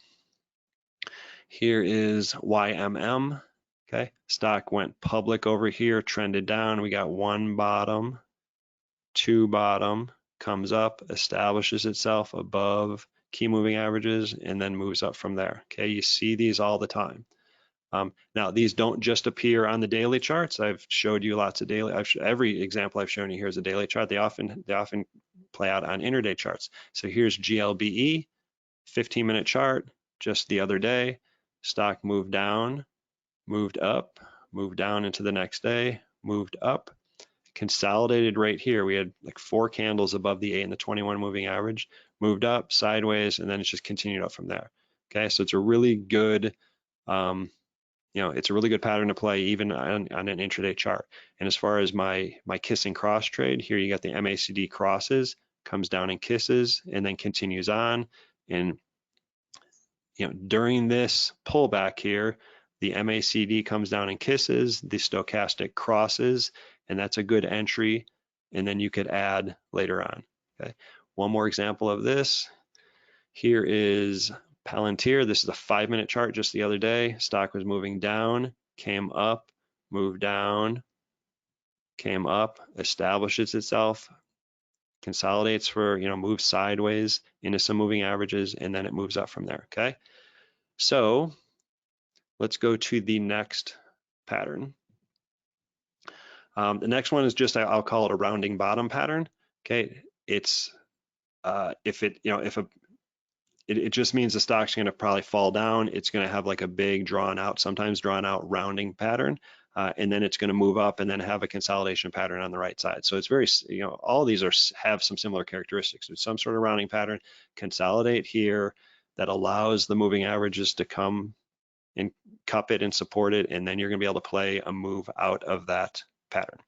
All right, so let's go look at a couple examples here. So here's AMD. Okay, rounding pattern here, and then you can see it establishes itself above the 8 and the 21, and then it moves up from there. Now, it can move up 5 points, it can move up 10, it can move up 20, it can move up 3 and then go back down. You don't actually know, okay? But if you have this type of a rounding formation, you have strong volume on the right side of the pattern, it can establish itself above some key moving averages, you're going to risk a little bit to possibly make 3 or 4 or 5 times as much. If you do that over and over under the right conditions, you're going to make money long term. Next one, CFLT. I've shown this chart already, but this is a different one. So the stock went public. I'm going to look at this entire pattern here, where there's just a big rounding bottom pattern. Stock establishes itself above some key moving averages, and then it moves out from there. All right, now let's all right. Let's see, one more here. All right, so then we have, here's HUT. Already showed this one with a different setup. We have a rounding bottom pattern here. Stock establishes itself above some moving averages and then moves up. As far as the kiss and cross, there's MACD crosses up, comes down and kisses the signal line, and then moves up from there. Meanwhile, the stochastic came down and crossed in signal. So the combination of the kiss there and the cross there helps you time your entry over here. All right, last one I'm going to talk about, just going to show a couple examples, is what I call a throwback. So a lot of these patterns, whether you have, stock trends down and then moves up, all of them have, the one thing that most of them have in common are they have some sort of consolidation pattern over here and then a breakout from that. Sometimes, I'm getting my colors all mixed up here. Sometimes you have, moving average here, and the stock will run up, and you miss it for some reason. What if it doesn't do this consolidation pattern? What if it just goes up like this? So what I call my throwback is if it just goes up like that, it doesn't really ever consolidate here, but it just goes up. You could wait sometimes days, sometimes weeks for the stock to come down and test the moving average and then move up from there. So I'll do a couple of examples of these and then I'll end it. So here's AMD, okay, bottoming pattern here, stock, it does establish itself. Let's say, for example, for some reason you don't play it, okay, and you just notice it when it's up here and you're thinking, I don't want to really play this because it's kind of run up so much. Well, it came down, tested the 50 and then moved up again. Okay, so if you miss the first move, not a big deal. I mean, it's a big deal overall, but like occasionally if you miss the first move, it's not a big deal. You just need to, you can keep it on your list and you might be able to play it again at a later date. All right, let me throw through like one or two more just really quickly. So here's BTU. We got a base here. We got a breakout on strong volume. Let's say you didn't play it. Well, you could keep it on your list. Stock comes down, tests the 21, and then goes from there. Okay, so ideally you'd be playing it over here. Okay, but this stock just went up and up and up. It really didn't consolidate that long. The volume didn't come in until after the stock was actually moving up. So you could have missed it. And so if you miss it, that's fine. Wait for it to pull back to a moving average and then play it. All right, one more example here. Here's LAC, stock was in a base, broke out here, massive volume. You can see that it never consolidated. It didn't move up and then consolidate like this. It didn't do that. It just went up, up, up, up, up. You don't want to chase it. So at that point in time, you're waiting till maybe it moves sideways, but in this case, it moved down, tested the 21 and moved up from there. Okay. All right. So I'm going to call it quits. Whoops, what'd I do? All right. So I'm going to end it here. Click through some charts here. I guess if you want to copy my charts, you can email me. Just a quick thing about me, like here's a copy of my website. It's just a screenshot. Levitt Brothers offers market analysis, trading ideas to the financial community. We've been in business 19 years. We do have daily and weekly reports. We have trading ideas that we publish every week and we update them daily. We have a communication platform where a lot of great traders hang out and trade. Check it out if you want some help with trading ideas and such. You want to be part of a community, check it out. And if you're interested in the masterclass, if you want to know more about the service, there's just a video on the homepage. You can go watch that. Okay, I'm not going to give you a big sales pitch. Just you can go watch the video. If you have any questions, email me. And if you're interested in the masterclass, you can see there's a link at the top of the page that takes you to the masterclass. And there's a video on that page too, so you can go check that out if that's something you're interested in. And with that, again, here's my contact info if you want to reach out, either email, Twitter, or go check out some videos on YouTube. And with that, I will throw it back to Sherry. You rock. Thank you so much. I appreciate that. And folks, you got to take advantage of this. It's Jason at levittbrothers.com. And the YouTube, he's got over 100 videos there. And like you said, right there on the levittbrothers.com is the video explaining his class. So take advantage of that. Know that you're going to get email based on attending this webinar. You'll see where the replay is, but all of our speakers will give you a chance to take them up on their offers in a day or two. So thank you so much, Jason. I appreciate it, and I hope we can have you back again in the future. Thank you. Thanks for having me. All right, you have a good day. You too. All right. We have Randy Howell coming up next. And I just want to let you know that, oops, we're moving too fast here. He's coming to us talking about building a winning trading psychology mindset. Mindset is so, so, so important.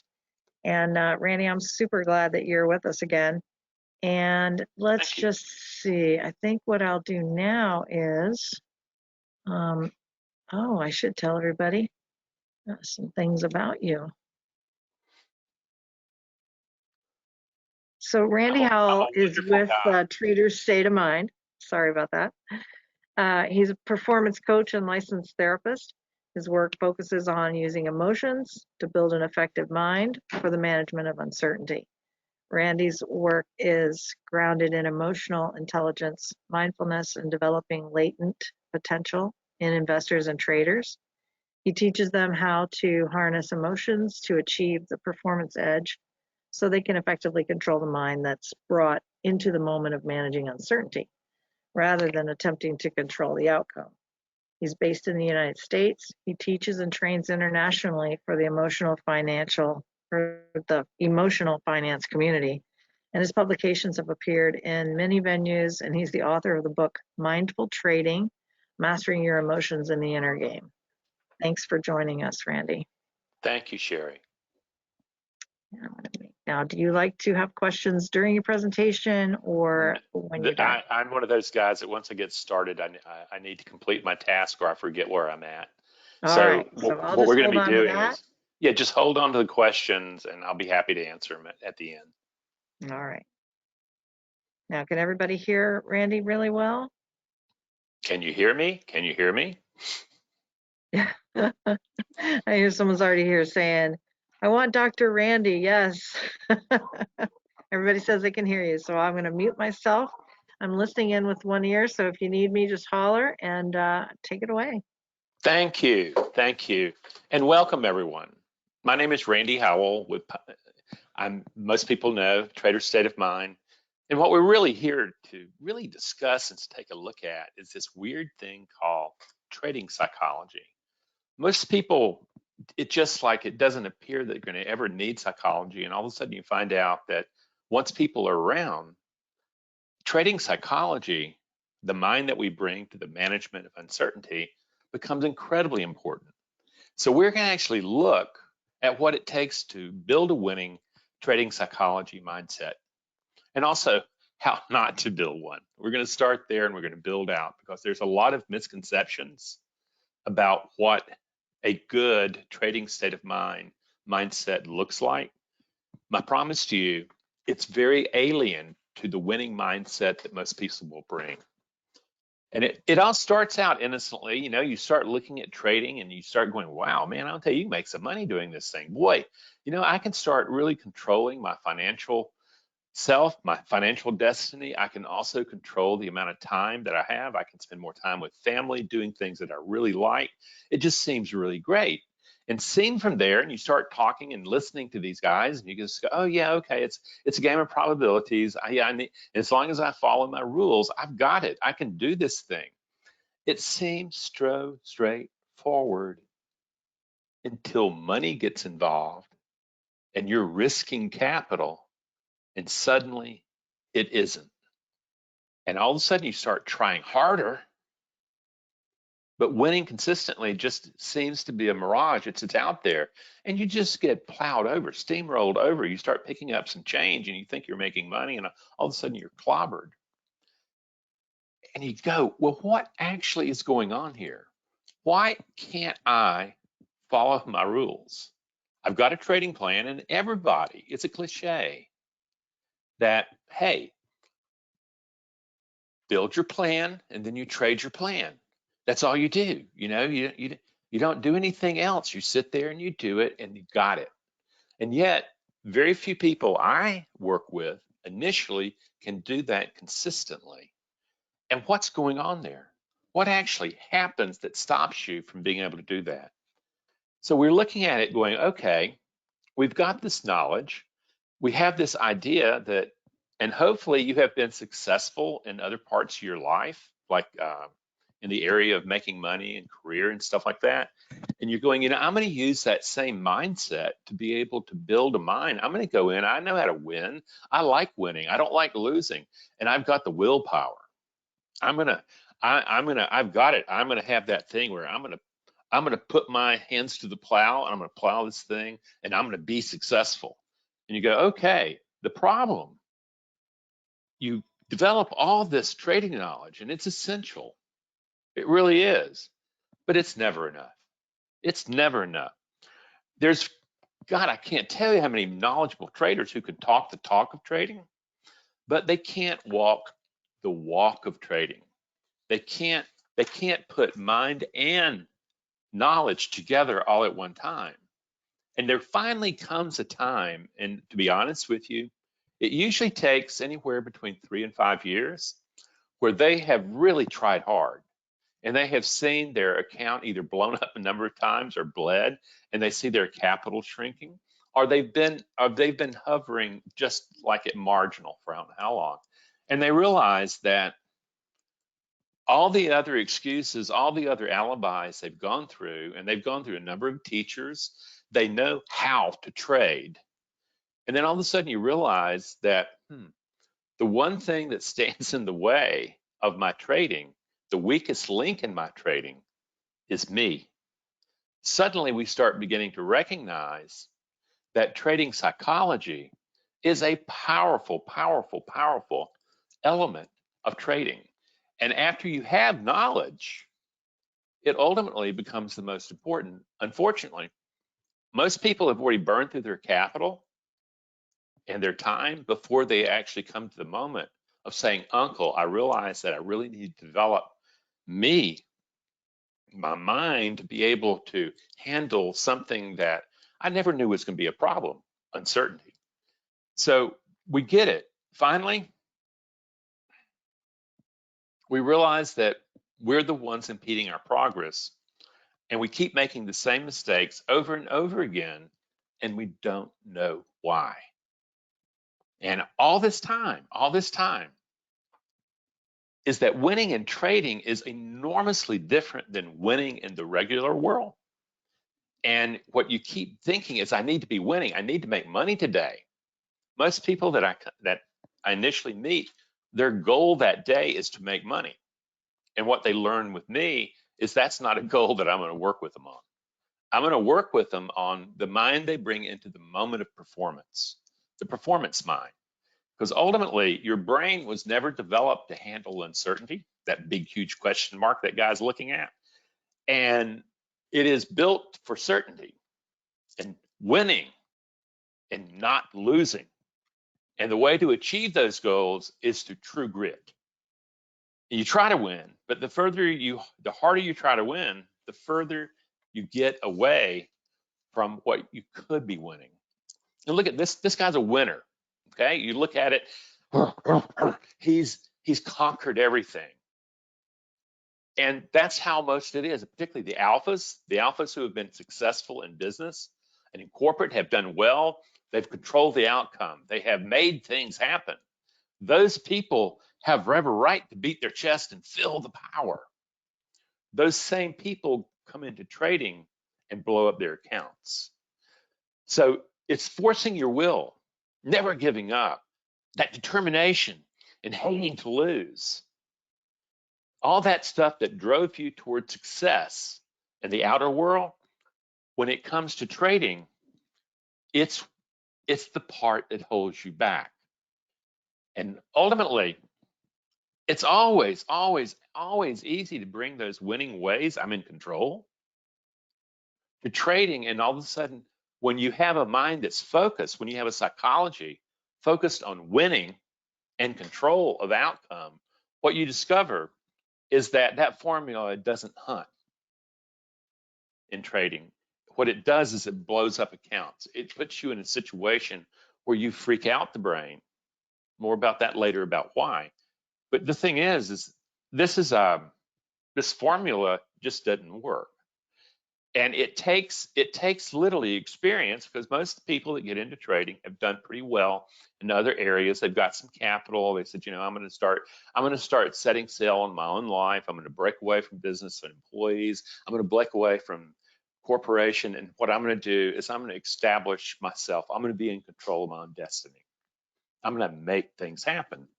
And that's what gets them into enormous trouble, because this is the formula for disaster. What you're looking at right here is a depiction of what happens is when a trader is looking at everything that he thought he had control of and where he thought things were going to happen, all of a sudden they just simply go haywire and they do exactly opposite. He's made a guess and he's wrong, but he doesn't want to admit that he's wrong. He wants to save it. He wants to make it happen. He doesn't want to take that loss. He wants it to grow. He wants to, when I win, I want more. I want more. Trading just simply does not employ the same rules of success that you're familiar with. but you keep trying and it blows you up. And I have a story here, and I want you to hear this loud and clear. I often talk about the difference between the African lion and the North American cougar. Understand, both these big cats are apex predators. Nobody messes with them except for humans, of course. Ultimately, though, if you took the African lion and its strategies for success and put him into the American forest, he'd starve. Why? They're built to stalk and to chase prey, and with who can kick like zebras, who can gore like impalas. And what you see in lion prides is an enormous amount of depletion of capital, bodies, and they have to keep breeding more capital. They keep producing more capital. They take heavy losses to be able to do the kind of lifestyle they have. You go to North America, go and look at the cougar. The cougar does not stalk. He does not chase. He climbs a tree, he understands the habit of the white-tailed deer, waits 20 feet up, and waits for the deer to walk up into the setup. Then he comes down from the tree. The deer never saw him, snaps the neck, and he falls on the ground dead. There's no chase, there's no danger. And if the deer gets up and runs, the cat just lets him run away. He doesn't chase the loser. Sounds like trading, doesn't it? A lot like. What he does is he realizes it's a small loss. He climbs back up the tree and he waits again patiently for the next deer to show up in the setup. A lot like a trader. So you begin to see that what you've got, it's not so much that the mind that you brought to trading is bad intrinsically, but it's not effective for the management of uncertainty and risk that trading presents on a continual basis because you do not have control. And therein lies the problem. So the key is this: without your ever knowing it, you brought a brain to trading that can't do the job. That brain was built about 6.5 million years ago on the African savannas, and it was a small little creature. We were very small, like 4 foot 5 inches and stuff like that. And everybody saw us as a meal, as a delicacy, and we learned to be fairly fearful, and we wanted to avoid fear. We wanted to avoid any uncertainty because that uncertainty became deeply linked with fear. So right there, we begin to see that your brain, at the very core of it, is built around fear, and fear has been associated with uncertainty. Now, do you see the problem? Okay. The moment that you start managing, exposing yourself to uncertainty, the brain feels vulnerable, gets confused, and is already heading to the door for fight, flight.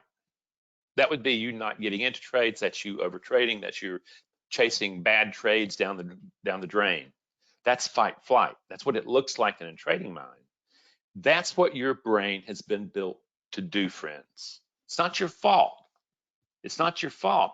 But this is just simply the evolutionary psychology or the genetic predisposition that you brought to trading. You want to control outcome. You want to be right because that's prevailing. You don't want to lose because losing meant death. You were somebody else's lunch. And you wanted to be able to predict outcome. You wanted to be able to predict where the turn in the market was. And what happens is all you had was a guess, but our caveman ancestors had to be certain of their illusion of control. Friends, that is what you bring to the trading mind.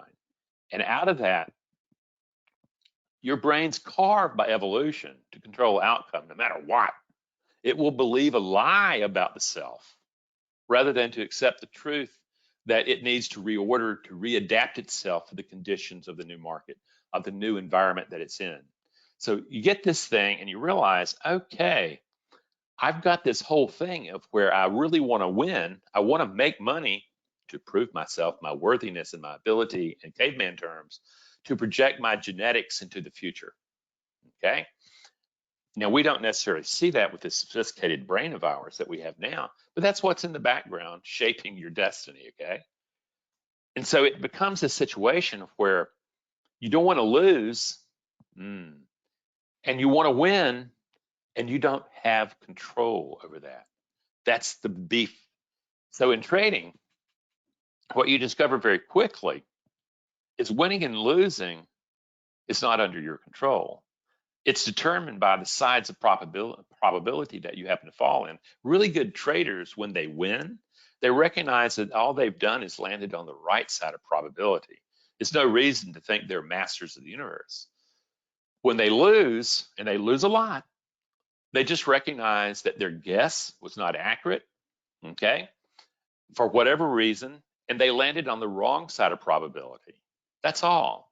And they move on. They don't have an attachment to winning or losing. What they realize is that what they have control over is the mind they bring to the performance. That's what they have. But yet you stay trapped in this mindset, and it's not going to go away. You inherited it for many, many, many millions of years. And ultimately what happens, it will show up, for instance, in trying to make up for prior losses, or not even allowing yourself to take the loss. How many times have you moved to stop thinking, oh, if I just give it some room, it'll come true to my plan, when in fact your plan is a guess. And if that guess is wrong, a good trader's mind is built to say, I need to get the heck out of here. If I stay in, I'm gambling. But once you've seen that loss occurring, you're fighting back from your caveman stuff, and you don't want to take that loss because that's your arm, that's your neck, that's your mate, that's your children that's being taken by the saber-toothed cat. So you can see the power. And then when you take a loss, you got to make up for it, and you got to make somebody pay. Yeah, revenge trading. You've heard that. So you look at it that way. Yet then you hate losing. Okay, you would too. Look at this guy. Would you hate to lose this fight? Absolutely. You know what's going to happen.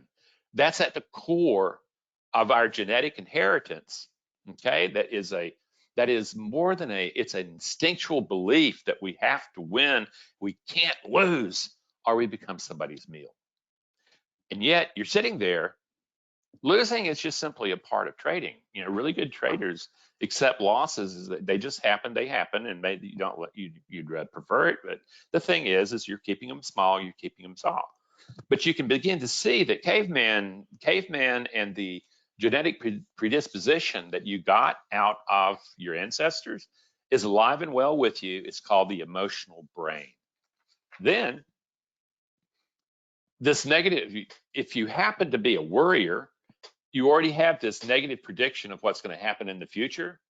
Understand, caveman, or the guys on the savannas would look out on the savanna and they would see these bushes, and they assumed through worry that behind every bush there was a saber-toothed cat, when in fact only 1 in 10,000.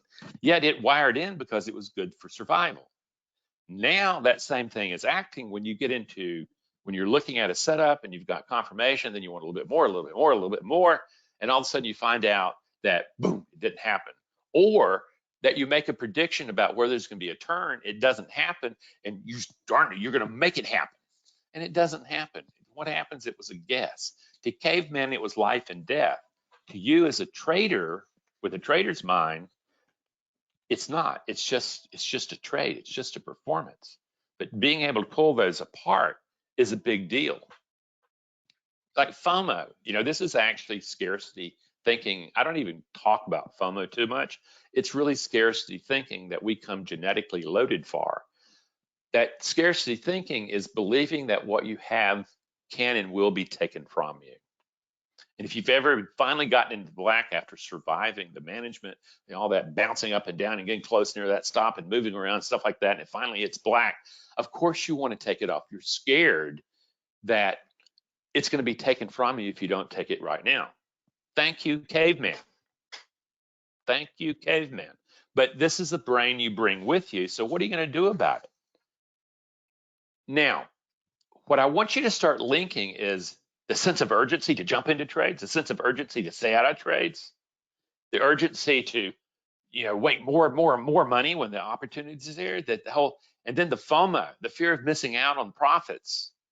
And also I want you to see how it's linked to the scarcity. I want you to begin to see that this is loaded from your genetics through history. This is something that 6.5 million plus years have been wired into you, and why you would possibly think that's going to change when you go to trading, because you've got this superior thinking brain that's the caboose on a locomotive. The locomotive is the engine on a train. It's the engineer driving that emotion. That is your beliefs. And they're being revealed to you in the health of your trading account, not by what you say. Your brain will lie to you, okay? That's very simple. But you're looking at what the trading account says your beliefs are that you're projecting onto the markets. Friends, that's what you're trading. You're trading your beliefs about your ability to manage uncertainty. And for most people, they discover it's not very good. So what we get, I hope you understand this. The brain that you brought to trading is not going to be the one that brings you success. And it's not your fault. But understand, your caveman ancestors had to have a certainty-based brain and mind for them to survive in a world that was really harsh. I mean, just understand, 12,000 years ago, a blink, there was saber-toothed cats still walking the earth. Now, if you take a look at a big male lion, double in size and put some gigantic teeth in there, and you have an idea of what you're talking about. Of course, it's going to incite fear. The real key is, if we grasp that your emotional brain was there first and that all thinking is emotional state dependent, you begin to say, how do I work with that emotional brain? How do I start really reworking the way the brain responds to uncertainty so that I can bring a brain, what I call trader state of mind, an intentional brain, a mind that comes out of that, to the management of uncertainty, that is not acting from survival instincts, fight, flight, but yet works within probability and has a very different way of understanding winning and losing. That, my friends, is where it's at. How do you get started? First, you really begin with a very different understanding of emotions. Very different than probably what you think. Their emotions are psychological, they're feelings, blah, blah, blah, blah, blah. Because really what they are biological action potentials. They are biological, friends. They're not cognitive. They don't exist in mind. They exist in the body. They exist in the brain, in flesh, in circuits. And this movie by Pixar Disney, Inside Out, is one of the best descriptions of how emotional programs build cooperation and competition with one another to take over and build the mind that you engage the world with. And in here, this is the emotional programs from anger on the left to disgust, to joy, to anxiety, to sadness. What they're doing is they're all competing at the control panel for the mind of a little girl. Now, what's happening with that, the emotional programs that exist in us as biological potential, they're actually vying for control of the way you perform and react to uncertainty. That's the big deal. That's where it gets really interesting. And they act instinctually before thought. To be honest with you, they are so much more fast than thinking. They are emotions. And if you begin to understand emotions really is electrical behavior, electrical goo running in the brain, you begin to have a much better idea. And they are lightning fast. You're actually looking at an emotional triggering from an event where data comes into the brain. It stops at the hypothalamus, and there's a traffic cop there that decides whether or not this is a threatening information and it needs to be acted on right now, or whether or not it can be sent to the thinking brain. Huge difference. Sending the information on the low path to the amygdala, fight, flight, takes 0.003 seconds before it's at the amygdala and the amygdala is cranking up instinctive response, fight, flight. However, if that information were to have also been sent to the thinking brain, that specialized caboose of ours, it takes 0.25 seconds. Bottom line is this, is the emotion is already in the bloodstream before the thinking brain actually gets the information to ponder. That's what's happening to your trading. That's why you keep wanting to say, look, I've planned my trades. I just can't trade my plan. This, friends, right here on this graph is showing you exactly why that's happening. Now, the key is are you willing to do something about it? Because ultimately, what you're looking at right here, we have this really thinking brain character in the driver's seat, and he actually thinks he's in control. He can ignore the emotional nature sitting back there in the back seat as caveman until things get stressful, until you experience stress. Suddenly, what happens is that caveman literally takes over thinking brain. It's called an emotional hijacking. So the instinct and the reactive emotional programming is just like that. And that's what you're experiencing in your trading. And it's telling you over and over again, you do not control outcome. You do not control winning or losing. You don't even control the prediction you have of where a turn in the market's going to happen. These are guesses. But to the emotional brain, they're life and death. This is the big chore that you're going to have to learn, because what you see in this graph on low emotions, when you're calm and everything's fine, when you're talking the talk, when you and some friends are talking about trading and all of a sudden you're as good as George Soros and all that kind of good stuff, the emotions are pretty low. Everything's calm, and that's actually what in neurobiology we call rest digest. You're calm, everything's cool. However, add stress, add uncertainty, and add some dollars into that mix. And suddenly what you have is you have a spike, because the thing about money is it's power, the power to prevail. And all of a sudden when you start risking money, you're risking your life. That's the way the emotional brain sees it. Suddenly it's in high emotion, and guess what? The thinking brain is X'd out. It's just like gone. This is what you're dealing with. So here's the deal.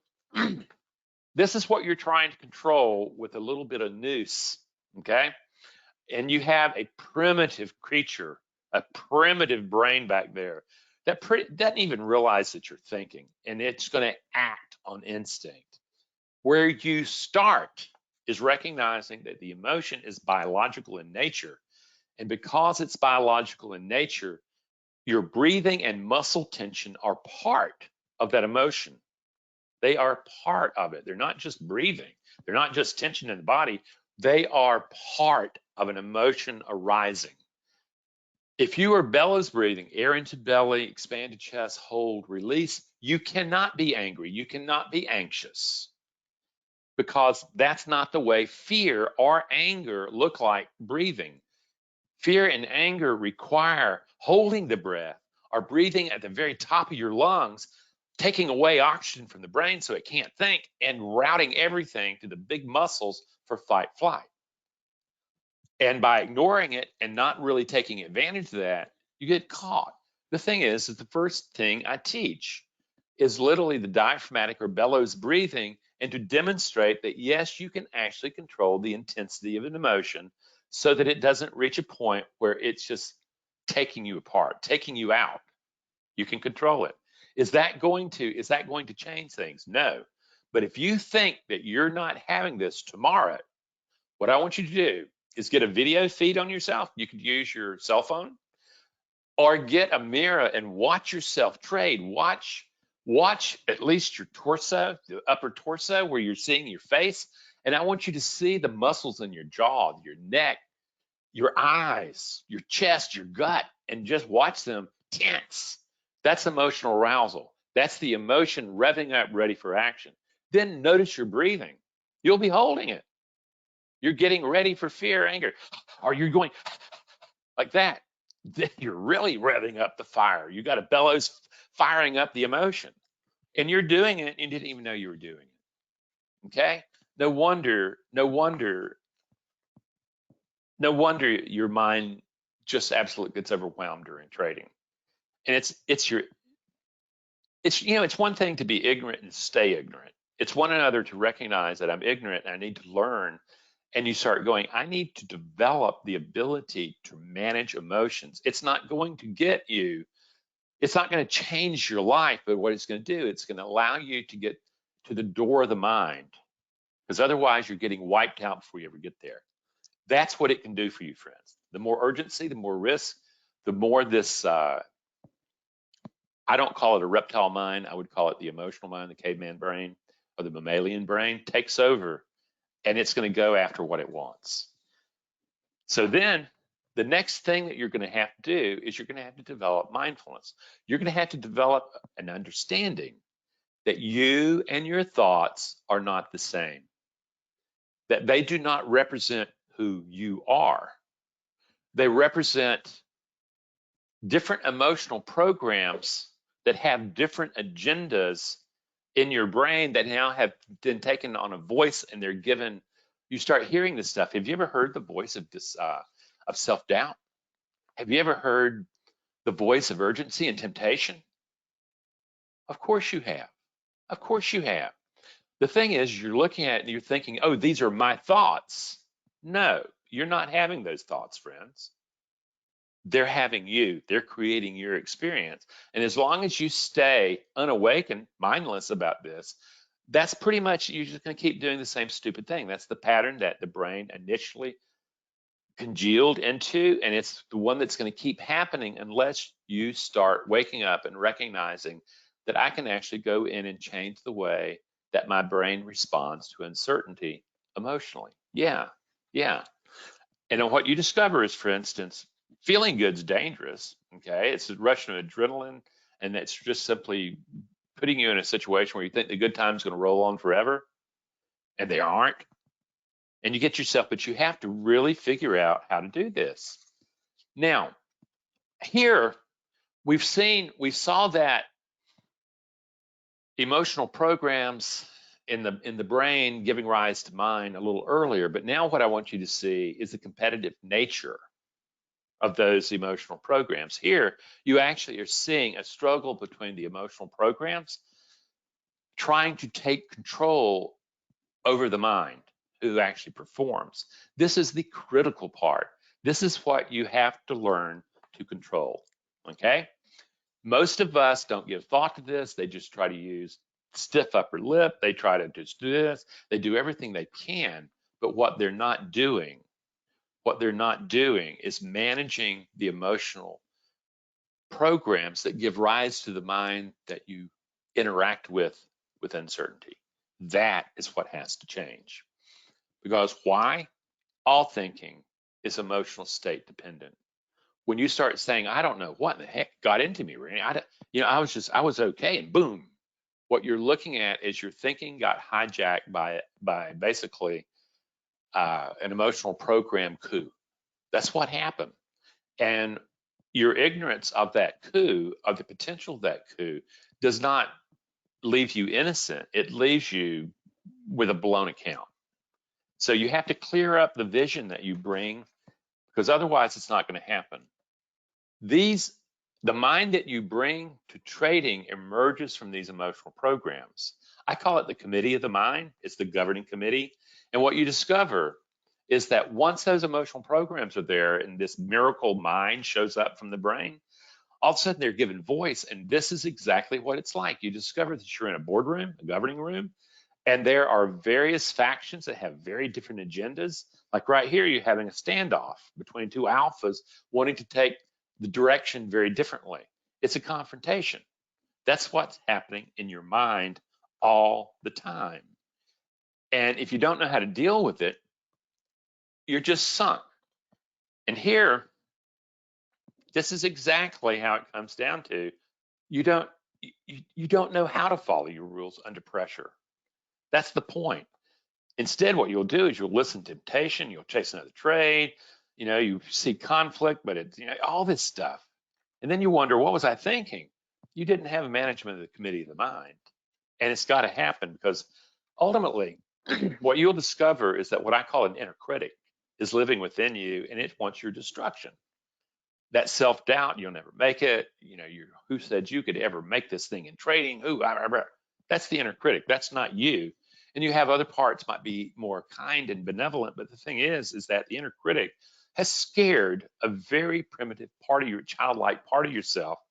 And you have to be able to say, I need to interrupt this so that I have a different committee of the mind in charge. And even there is that behind the aggression of the alpha is really a need to prove himself, to matter. He wants to win to prove himself. And I want to tell you something, that's a formula for disaster in trading. It's not going to happen. So what we really want to do, we really want to find and cultivate your heroic nature. It's there, under pressure. They're hidden strengths. They're there. They're aspects of your being. They're voices within the self. They're called different things by different stuff, but they are just different aspects of your personality. And within each of us is the potential for discipline, the potential for courage, the potential for self-soothing, and the potential for impartiality. The problem is the brain hasn't been trained that way, and we haven't inherited a brain suitable for trading from our history. It has to be built. And that's where I spent a lot of my time, because what I'm looking for, not only am I looking for the emotional program, but I'm actually looking for a symbolic representation. In Jungian psychology, it's called the archetype, that is it's an object, an image, a symbol that represents that emotional program. Like for me, I have enormous reverence for Winston Churchill. I look at him and recognize that if it weren't for him, I probably would be speaking German today. And I'd do a very poor job of speaking German, okay? But what you're looking at is he was the bulldog. He held Britain on his back. He convinced Stalin and Roosevelt to unite against the Nazis. He was a leader. He was disciplined. He was able to forge and take different parts and pull that. That's a symbolic representation of the emotional program discipline. So what you have in you is the discipline of a ruler, the courage of a warrior, the self-soothing, very important, of a caregiver, and the impartiality of a sage. These are all the emotional programs with their symbols that exist within you that have to be regrouped and rebuilt for you to be able to build the mind. And to be honest with you, Lord of the Rings is about the best example I've ever seen of this stuff. Like you see that, and then what your job is that I need to find that heroic nature living within me. Because the challenge of engaging uncertainty does not change, friends. It's not going to change at all. You're not going to ever say, I've got it. What you're going to do is you're going to learn how to bring a disciplined, impartial mind to the game. I mean, you think about it. Here's George Washington going across the Delaware, and he's about to attack the Haitians, which were the best military in the world at that time. And what you're looking at is a surprise attack on Christmas Day. Those men have enormous faith in that guy. He's the leader that brought forth the United States. And you're beginning to see that dwells within each of us. And understand that. He started out as a surveyor. Okay? So, are you willing to redevelop your leadership style?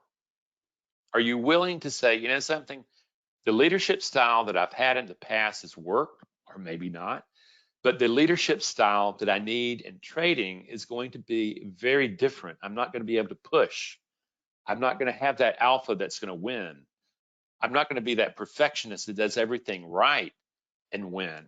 I'm going to be a balanced set of archetypal emotional programs, the discipline of a ruler, the courage of a warrior, the self-soothing of a caregiver, and the clear thinking of a sage that have to come together to create the mind that engages the uncertainty with risk.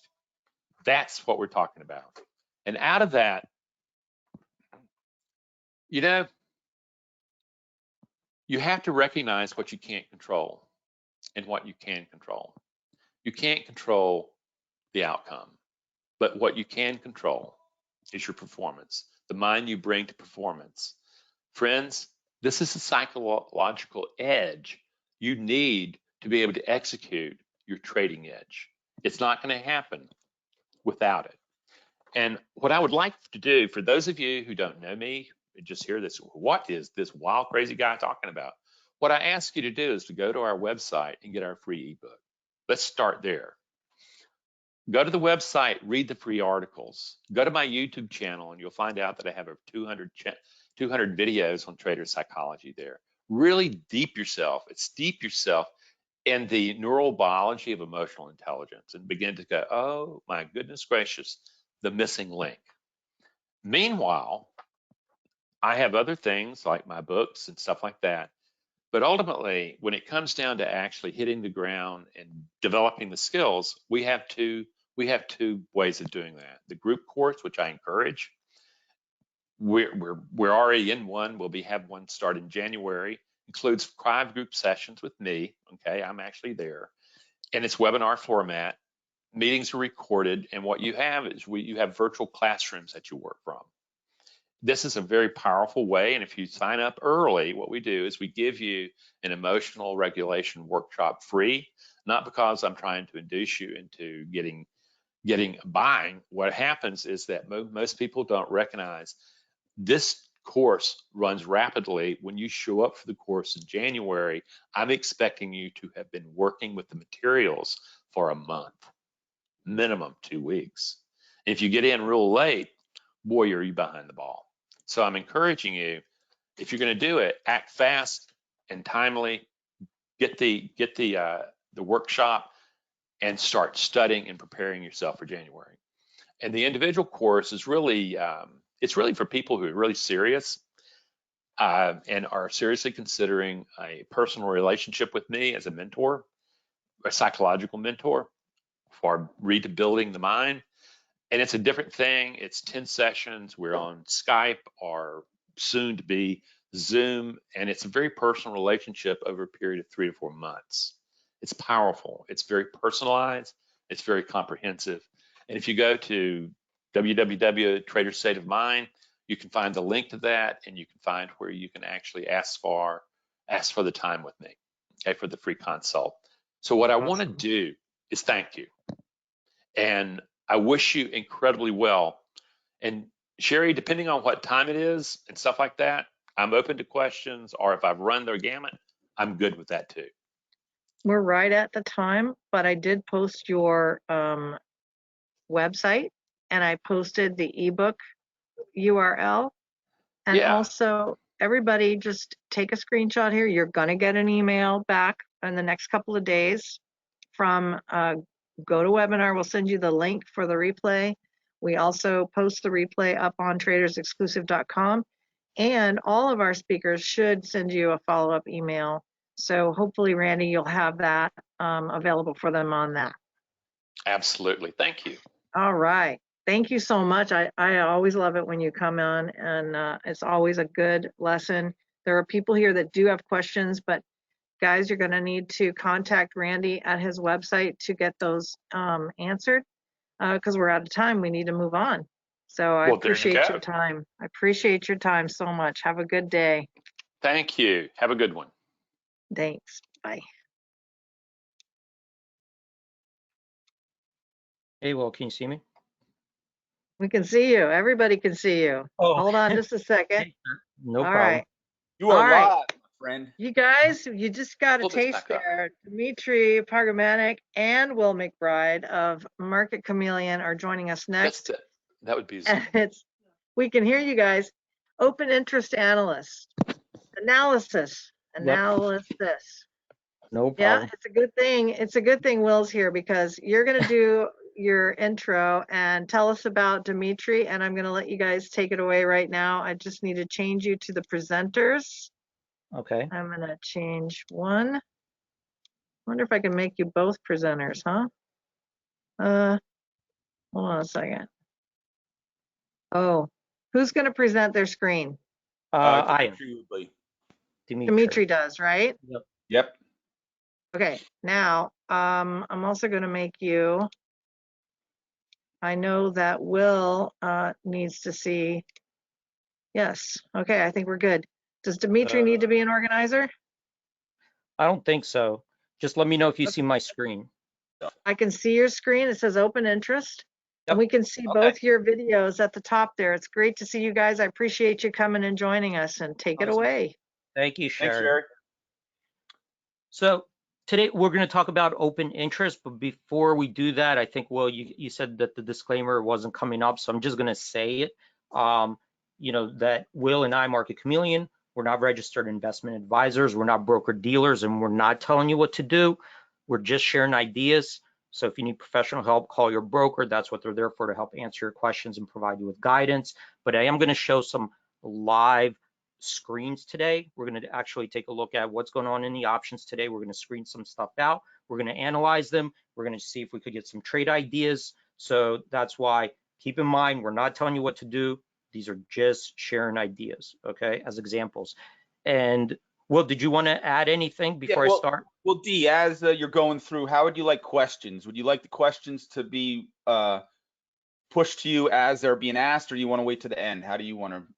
Yeah, well, if it's relevant to what I'm saying, you just stop me and read me the question. If you think that it could wait till the end, I'll wait till the end. If it's something that's not exactly relevant to what we're talking about at the moment. Excellent. So everyone who is joining this program right now, just put your questions into the chat and I will get them in front of Dmitry. And if we can't get to any of the questions, just so everyone knows, Dmitry and I do have a morning show on YouTube live every morning where we answer questions live and talk about the pre-market. That's from 9 to 9:30 Eastern time. Always a useful show with, I don't know, hundreds of people who watch it. So it's a good informational show. And I'll put that link as people go through as well. So why don't you get started, D? Yeah, and just so if people are seeing us for the first time, we're the founders of marketchameleon.com. So that's the website. That's what we're going to be looking at today. We're going to be looking at some screens using marketchameleon.com. So before I get into that, and go to the screen, I just, created a small presentation about open interest, and it's really basic questions that I kind of get. If you understand open interest, no problem. I'm going to go through it quickly. If you're kind of new to it, I'm going to just talk about a few things that people ask me about open interest or get confused when they look at open interest and see the changes or try to correlate open interest with the volume. So I'm going to go through a few examples and then we're going to jump right to the screener. Okay. Perfect. And we're going to talk about, so we're going to talk about what is open interest. We're going to talk about how often it's updated, because I think there people have some confusion. And then we're going to do these screens. We're going to look for large increases in open interest. We're going to look at open interest versus today's volume. And we're going to look at a concentration of open interest on the line. Okay. And when we talk about, let me just come down here. When we talk about open interest, we're talking about options. Okay. So option contracts. And option contracts, they're not like stock. When a new option gets listed, there's actually no open interest. It's zero. The way open interest is created is when there's a buyer and a seller, they meet, they exchange, there's a contract created, and that creates open interest. So it always starts at zero. So it's not like outstanding shares of stock, there's always an amount. It's always at zero, and the trades are creating the open interest. And what open interest tells us is the following: that when people trade options, they have you could trade an option, and in the same day you could get out of that option, or you could exercise that option. So the open interest really tells us is what part of the people who are trading options stayed committed to that trade. All right, and that will be important as we go along and we do the screens and the analysis, especially in the options chain, because what we're looking for is that's giving us a signal how many people are still committed to that trade that we find interesting. And you'll understand it more once we get more into that analysis. So now when we compare volume and open interest, and this is where people get confused, there are a few different examples I need to show you. So when you see volume, you see open interest, it makes sense to you because there is a lot of confusion around this. So an example here is if person A buys 10 contracts from person B, right? So let's say 10 call options from person B and holds those options, then the volume on a day is 10 contracts and the open interest is 10. They do nothing else but that one trade. Okay, so that's one example. The next example is the following. What if the same person, person A buys from person B, and that same day, then sells it back to person A. Okay, so person A buys from person B, and then person B sells it back to person A. So what happens to the volume? The volume is 20. There are 2 trades, 10 contracts each, but the open interest is now 0. They both closed out. Okay, so you could see higher volume, but lower open interest. Okay, that's possible. Or you could see a lot of volume and 0 open interest. So keep that in mind, how it works. Let's go through another scenario. Here's a third example. Person A buys 10 contracts from person B, and then that person A sells to a different person C. Okay, so what happened? There are 2 trades, 20 contracts, 10 contracts each, 2 trades. The volume on the day is 20. But what is the open interest? The open interest remained 10, right? Because what happened was person A bought from person B, that created the first 10 open interest. And then that person A took those same 10 contracts he owns and sold it to a different person C. So now the obligation is between person B and C. So there's still 10 open contracts, volume of 20. All right. So hopefully everybody gets that. I'm going to move on to another example. We're almost done, and then we're going to the screen. So the fourth example is the following. Person A buys 10 contracts from person B and then exercises those 10 contracts. They're in the money. He exercised them for whatever reason, the dividend. So the volume will look at like volume of 10 contracts. That's what the trade was. He exercised it. That means that those contracts are now gone, got converted to stock. There's no more contracts outstanding. Open interest 0. So the point of this is the following, that when you see the volume and then you see the open interest and you're trying to interpret what happens, the volume and open interest do not have to match up for the various reasons in those examples that I just showed you, okay? And if you have any questions, well, let me know on that front. Nothing yet, my friend. All right. And this is the other thing that people get confused about, and they say, well, why isn't the open interest updated live, right? So I see the volume live throughout the day, but why isn't the open interest updating at the same time? So open interest, that gets calculated by the Options Clearing Corporation. Options Clearing Corporation clears all options trades, and they base open interest on end of day settled trades, and they take into consideration, any broken trades, early exercises, assignments, any corporate actions like splits. They do that at the end of the day, reconcile them overnight, and then the open interest the next business day. All right, so open interest gets updated once a day. So we really only see it in the morning, the open interest from the previous days, and we don't know while there's trades going on throughout the day, we don't know the open interest and then the following day. All right, so those are most common things I see people get confused, and it's important to know this. Otherwise, you'll just get confused with what data you're seeing. All right, so no questions. I'm going to exit this, and then I'm going to come here. This is the Market Chameleon website, and I just went right to the screen. So under options, open interest analysis, I selected that. There's a couple tabs up here, dashboard symbol by expiration. I'm going to look by option contract. So that's what we're looking at to see where, each stocks have a lot of different option contracts, calls, puts, different expirations, different strikes. And this is where we're going to analyze, if we could find something interesting in a specific option contract.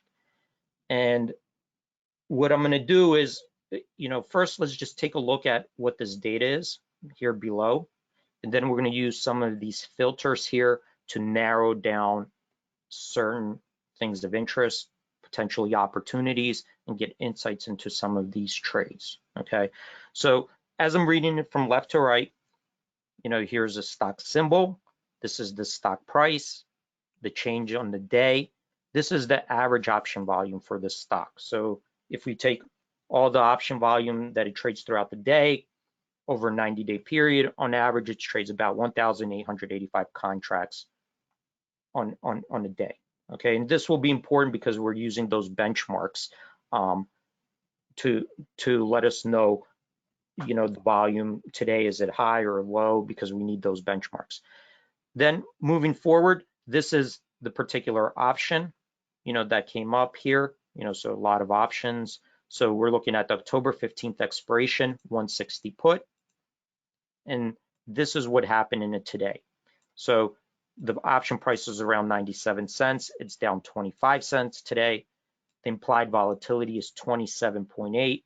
So remember, implied volatility of the option is letting us know the relative, you know, how expensive that option is. So that's what we use, the implied volatility with the Black-Scholes model. How expensive is that option? The higher the implied volatility, the more premium, the lower, the less expensive it is. And we see here on a day, it's down 1.7%. So what is that telling us? That today, the premium, relative premium, came in a little bit, okay? So we see the option is down, and so is the option premium, time premium. This is the volume today. So today, not very active. This is the relative volume. So this is just comparing the volume of the option versus daily average volume. So remember, we need those benchmarks because we need to know, is this volume for this particular stock high or low? So we need a benchmark, and that's what we're using, the average daily volume. Now this is the open interest. So this here, remember the option, this is updating throughout the day, right? So this today, it's updating, markets are open, prices are moving, implied volatility is moving, volume, all that, stock price, these are moving. Now this open interest is what we're talking about. That open interest we got in the morning. So remember what we talked about, open interest gets updated once a day by the Options Clearing Corporation. So in the morning, we see open interest on this particular stock was 640, right? Yesterday, it was up by 168 contracts, which is a 35.6% increase. And here, this is telling us that this increase as a percentage of volume was 8.9%. So in other words, it was, you know, about 9% of the average daily option volume. That's what the increase was. So it tells us kind of how significant that change in open interest is. Hey, D. Yeah. It's a little bit off topic, but we have someone on the chat right now he's trying to get his head around open interest, and obviously he's thinking about the things being bought and sold. Yeah. So during the course of the day, he's asking, can you see things being bought and sold? Obviously, we have a lot of things on the site, and we do show trades as they're happening. And he's asking if you know can you explain how, you know, do you know who the buyers and sellers are, and how does that work into open interest? Just maybe a brief description of how that works. He's trying to get his head around open interest and why open interest is only available the next day. Right. So the open interest, like I said, it's only available the next day because there is no lot. The exchanges, none of them, they don't print open interest, because open interest, that's get calculated by the Options Clearing Corporation, right? That's who reports the open interest. They settle all option trades.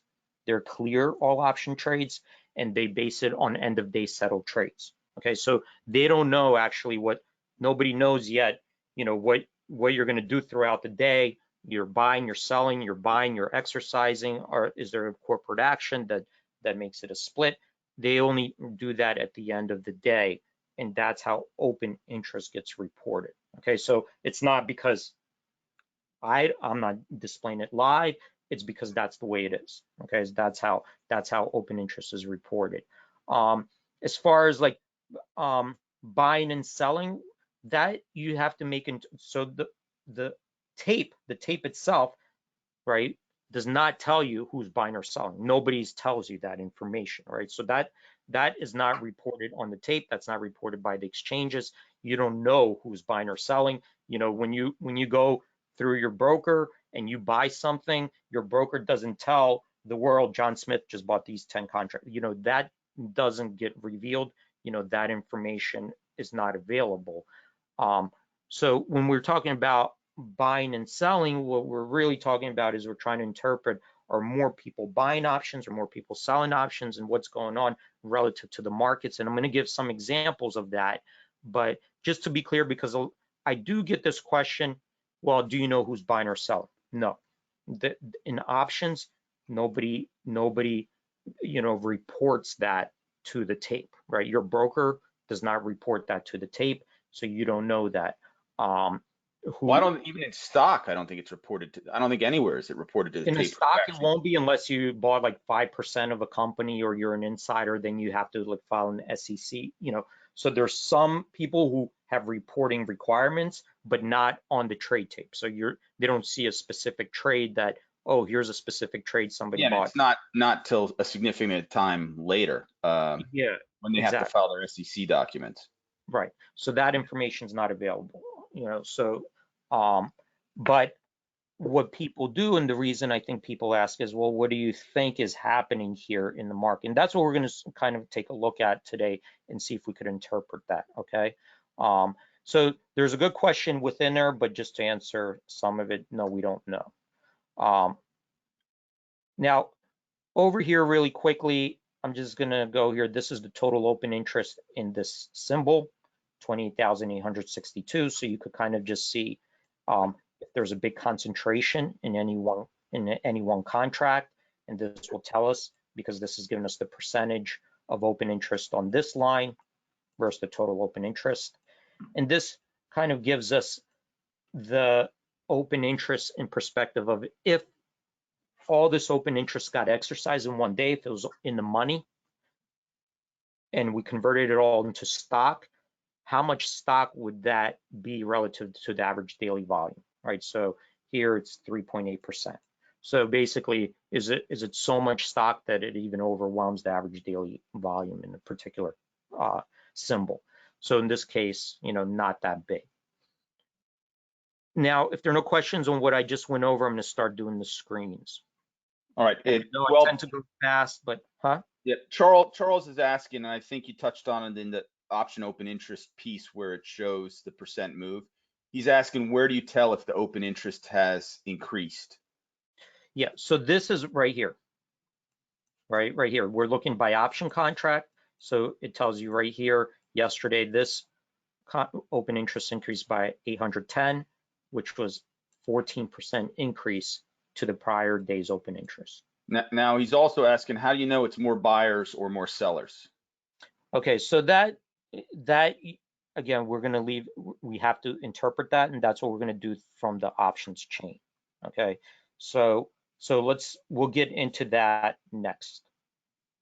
All right, I'm going to go, just to save some time, I'm going to go to one of my preset filters over here, and I'm going to let's look for large open interest increases. Okay, so what it's doing here is just going to my preset filters, and this is the following. Oops.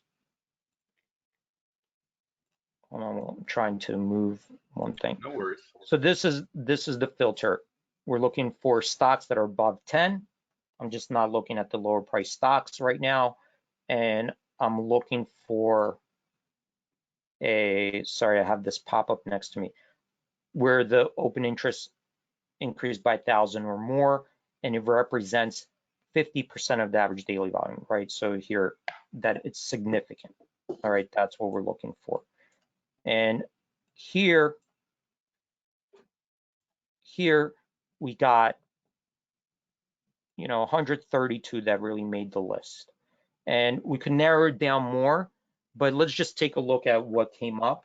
And because people were asking about interpretations or what do you think is going on, well, it takes a little bit of experience and knowledge about order types, reading time in sales, and really experience, right? So it's not something that it's not something that the trade tape sends you and interprets for you. It's really kind of left up to you from experience to figure out what do you think is going on here.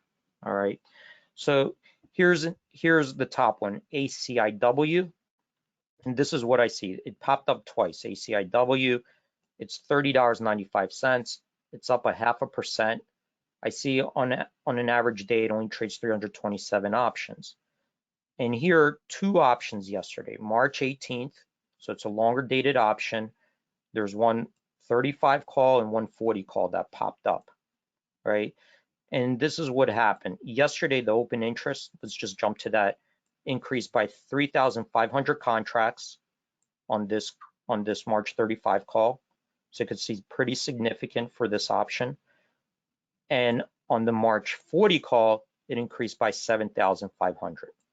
So remember, we're talking on a relative basis for this particular stock, ACIW, that is a significant amount.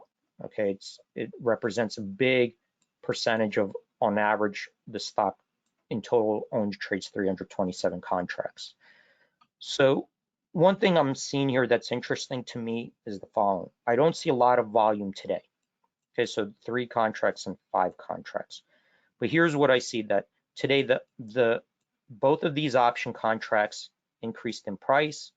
It's not too surprising because the stock increased in price too. But the implied volatility increased here, 3.8% and 17.7%. And that's kind of interesting to me because I don't see a lot of volume, so it's not something getting pushed by trades. So I'm going to go there and start taking a look at ACIW. Okay, so let's go to the market. I'm going to click on this, and it's going to take us to the options chain. And this is like kind of really where our analysis starts, right? So we use the screener to kind of narrow things down. Now we want to like figure out, well, what's going on in this stock? So this is today's options chain. We're looking at the March 22. We see this is the 35 call and 40 call. We see not a lot of volume today. These markets are wide, 115, 150, 50, 75, 123 days to go. So right away, I'm seeing these are longer dated options. And we know that these traded yesterday a lot. I'm going to look at the open interest here. So here's the big open interest, 3,500 on this 35 call, 7,600 on this 40 call. So let's see what happened yesterday. I'm going to go back on the options chain. I'm going to go back to yesterday. So this is yesterday's trades right here. This is yesterday's options chain. Stock closed at 30.83. And I see 3 big trades in this month. One, the 3,500, 7,500 here on the 40 line, 250 contracts there. So let's try to see if we could figure out what do we think happened here. So I'm going to click on this 3,500 first. And this brings up the time in sales. All right, and the time in sales is a snapshot of the trade and the surrounding circumstances. Okay, and this is what I'm seeing here, that yesterday, this is the trade, it happened 328.14, 3,500 contracts traded at $1.25. Okay, so you could see it's a big notional amount, $437,500 worth of options. It traded on the ask side. So the bid at the time was 110, the ask was 125. So it looks that, at least from that perspective, it looks like it traded on the ask side. So the incoming order looked like it was paying the offer of the market makers. All right. And the implied volatility of that option was 31.4, which is telling me, you see here the day before, this is the day before market, this is the day of it traded. So we could see that the implied volatility, right, increased by 5.9%. What is that telling me? That most likely this was a buyer of an option, right? Because buyers push implied volatility higher, sellers push implied volatility lower, all right? So the other thing that's interesting is that there's a condition, stock contingent. Stock contingent means that there is a stock tied to that trade. So it wasn't an outright purchase of just the option. What they did was they either sold stock 1-for-1, make it in a synthetic put, or they did a delta neutral. So right away, the information that I'm looking at is telling me that they were buying volatility. It wasn't directional, it was more of a volatility play, okay? And I'm going to tell you, we'll come up with a conclusion. So here's another one. What about on the 40 strike? So it's 7,500 contracts traded there. So this is what happened here. Very similar situation. What do we see? 328.14, 7,500 contracts traded. So remember, this is one big block trade for 75 cents. This is the notional value, so pretty significant, over $500,000. This one traded in between the markets, but the implied volatility was 37.2. So you could see that pushed implied vol up. So to me, that's indicating that incoming order was buying premium, pushing up implied vols. And again, it's stock contingent. So they were doing it either delta neutral. I'm not going to go right now to save time to find that other part, the stock contingency around that time, to figure out if it was delta neutral or 1-for-1. But right away, it's telling me this was not a directional. This was a volatility play, okay? They're buying premium. And here's another thing right here. I'm going to just see this 250 contracts traded on a 25 strike. So here, this happened to be multiple trade, right? So this didn't happen with one trade, but what happened was right at the end of the day, after those two trades, right at the end of the day, somebody was paying the offer on this dollar put, right? So you could see here on the ask for an average implied volatility of 39.8. So here, in my opinion, there was an offer in a book that those people started hedging some of their volatility that they sold. All right, so now from experience, what do I think happened here? And what do I think is happening right now? That somebody came in and bought a bunch of options in this stock, ACIW, because they wanted premium. They think that the implied volatility or the volatility of the stock from now, between now and March 18th has a good chance to move.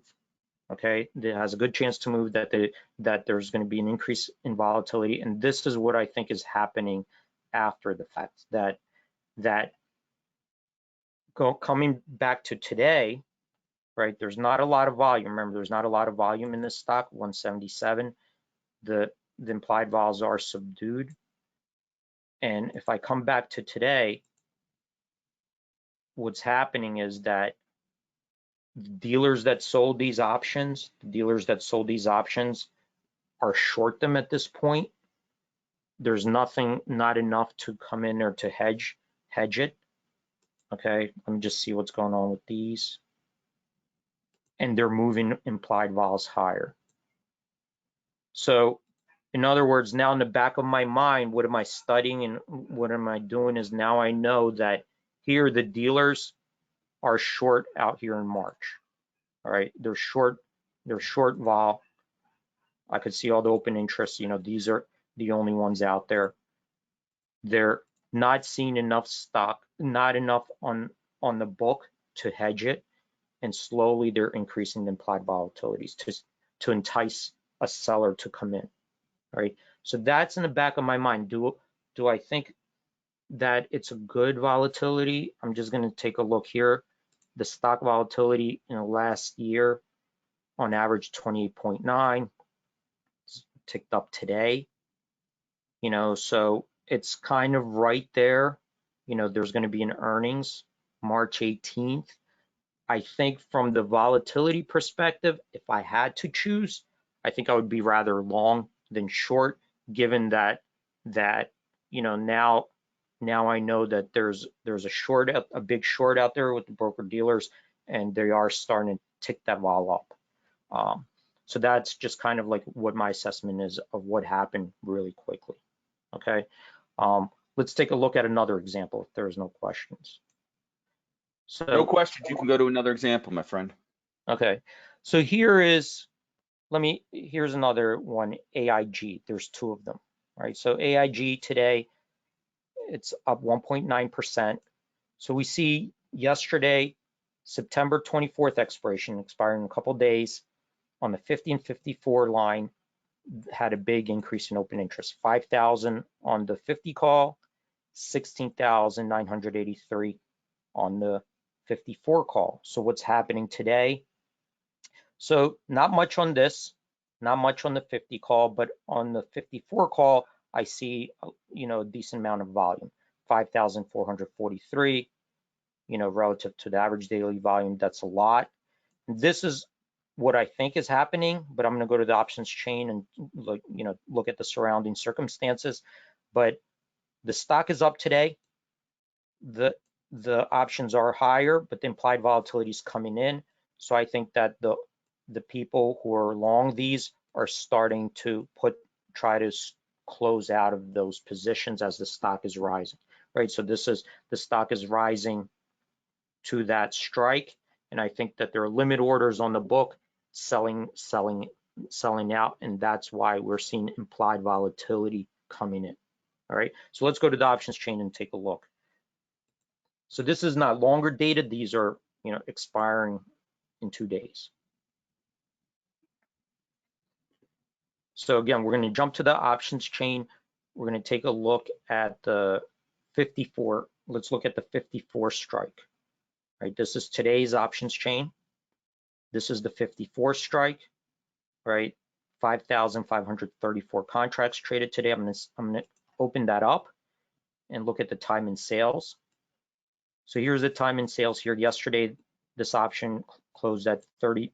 This was the bid and offer, 31 cents, 36 cents. The stock increased today. So today the option is 48 cents, 55 cents. But the implied vols are lower, right? So we see that on a relative basis, those premiums are starting to get pushed in. And there are a lot of trades here. There's a lot of trades here, in here. So 250 trades, 5,500 contracts. Here's on average, this contract traded 45 cents today, as high as 72 cents, as low as 34 cents. And for an average implied volatility of 28.4. So that's telling me right now that there are sellers on this line. So what can I interpret from this? That the stock is increasing. Stock's up a decent amount, 1.8%, going to 54. But those people in the option space are not showing confidence that it's going that much higher above 54. Actually, they're kind of indicating to us that that might be the bigger resistance, right? So that, and I actually did do a trade today, a contra trade, thinking that, and I got a little bit greedy, so I put in a bid in the 54 put, 25 cents bid. But to me, the increase in the stock and this much implied volatility coming in is telling me that there's a resistance right now to the upside. So what can it mean? A couple things. Why would the implied vols be coming in this much? Remember, there are things that the broker dealers who are creating these bids and offers, they're seeing things that we do not get to see, right? They're paying for information we don't get to see. And some of that information is the order book in the options and the order book in the stock. And if they're seeing the order book in the options getting filled up with lots of limit orders, right? That's making them adjust their prices in anticipation of buying a lot of options. They're bringing in implied vols. The other reason could be that they're seeing a lot of stock also in the order book, and they're saying that with that much stock, it would take a lot to punch through, and those implied vols are coming in. So to me, what this is looking like is that people yesterday, and let's take a look yesterday, we're looking for some upside. So let's go to the 21st. So here we go in the 54. You see 18,800 contracts traded yesterday. All right. So what am I seeing? Lots of trades, 18,800 contracts. we see that it actually, from the day before, the stock dropped yesterday, so did the options, but the implied vols came up. And it looks to me like people were, you know, buying based on where the implied vol was settled, more buyers than sellers. And today, it looks to me like they're taking profits. We won't know for sure. We'll have to see the open interest tomorrow, but this is the most logical interpretation that I have based on reading the order flow very quickly. All right, any questions so far? Because I'm going to keep moving on. We have a question about this order book. He's asking, is it level 2? And I think So the no, big so the difference is way, ours is delayed, right? right. So it's not a level 2. So that's a good question. So what a level 2 order book would be is they're showing you the best bid and offer, but that's not on the MBBO. Okay. So so level 2, level 3, level 4 is not the same thing as the order book of each exchange that you don't get to see. You'd have to go subscribe to the exchange itself. You'd have to subscribe to SIBO, to Philex exchange to see those order books. Usually the specialists keep them. Also, there's order books that are on the stock exchange. You'd have to subscribe to them yourself, going to the exchanges. So we don't see that. You know, how do I know? You know, we used to be a broker dealer making markets, but what we don't see, we need to make an inference based on how these broker dealers are starting to adjust their smile, right? Because they're seeing something, they're reacting to information, and the way they're reacting, we have to kind of draw a conclusion of what they're seeing, you know, what they're seeing behind. So that basically I'm making an inference, right? I'm making an inference that if the broker dealers are lining up the skew the way they're lining up the skew, they're bringing in the implied volatility, you know, and I'm seeing how the trades are going, then they're basing that on statistical odds on where they're reading more information than where we get to see. Right? And that's what you mean, adjust their smile, correct? And then they will adjust their smile, exactly. So they're going to adjust their smile their volatilities to fit their news. Yeah, exactly. Yeah, if you're seeing VWAP order, large VWAP orders disappearing, if you're seeing like large bids on the book, you know, below disappearing, if you're seeing like something unusual, then you're going to say, well, I have more downside risk now, you know, because that support is disappearing or that resistance up top is disappearing. And then that smile will start to adjust based on that information. Now, why don't we get to see it, or why doesn't our broker? Because it's very expensive, you know, it's, you know, hundreds of thousands of dollars. So that's why you don't get to see it. And I don't think your broker would be able to anyway display that information for you, not the order book of each exchange. Okay, but level 2 is different. That shows you the best bid and offer, but on each exchange. So if the best bid and offer on one of the exchange is not matching the MBBO, then they might be on level 2 or level 3. Okay, but remember, level 2 or level 3 are showing you not limit order book, they're showing you quotes, right? Those are quotes, market making quotes that you're viewing, not a limit order on the book or not a stop loss order. Those you don't get to see.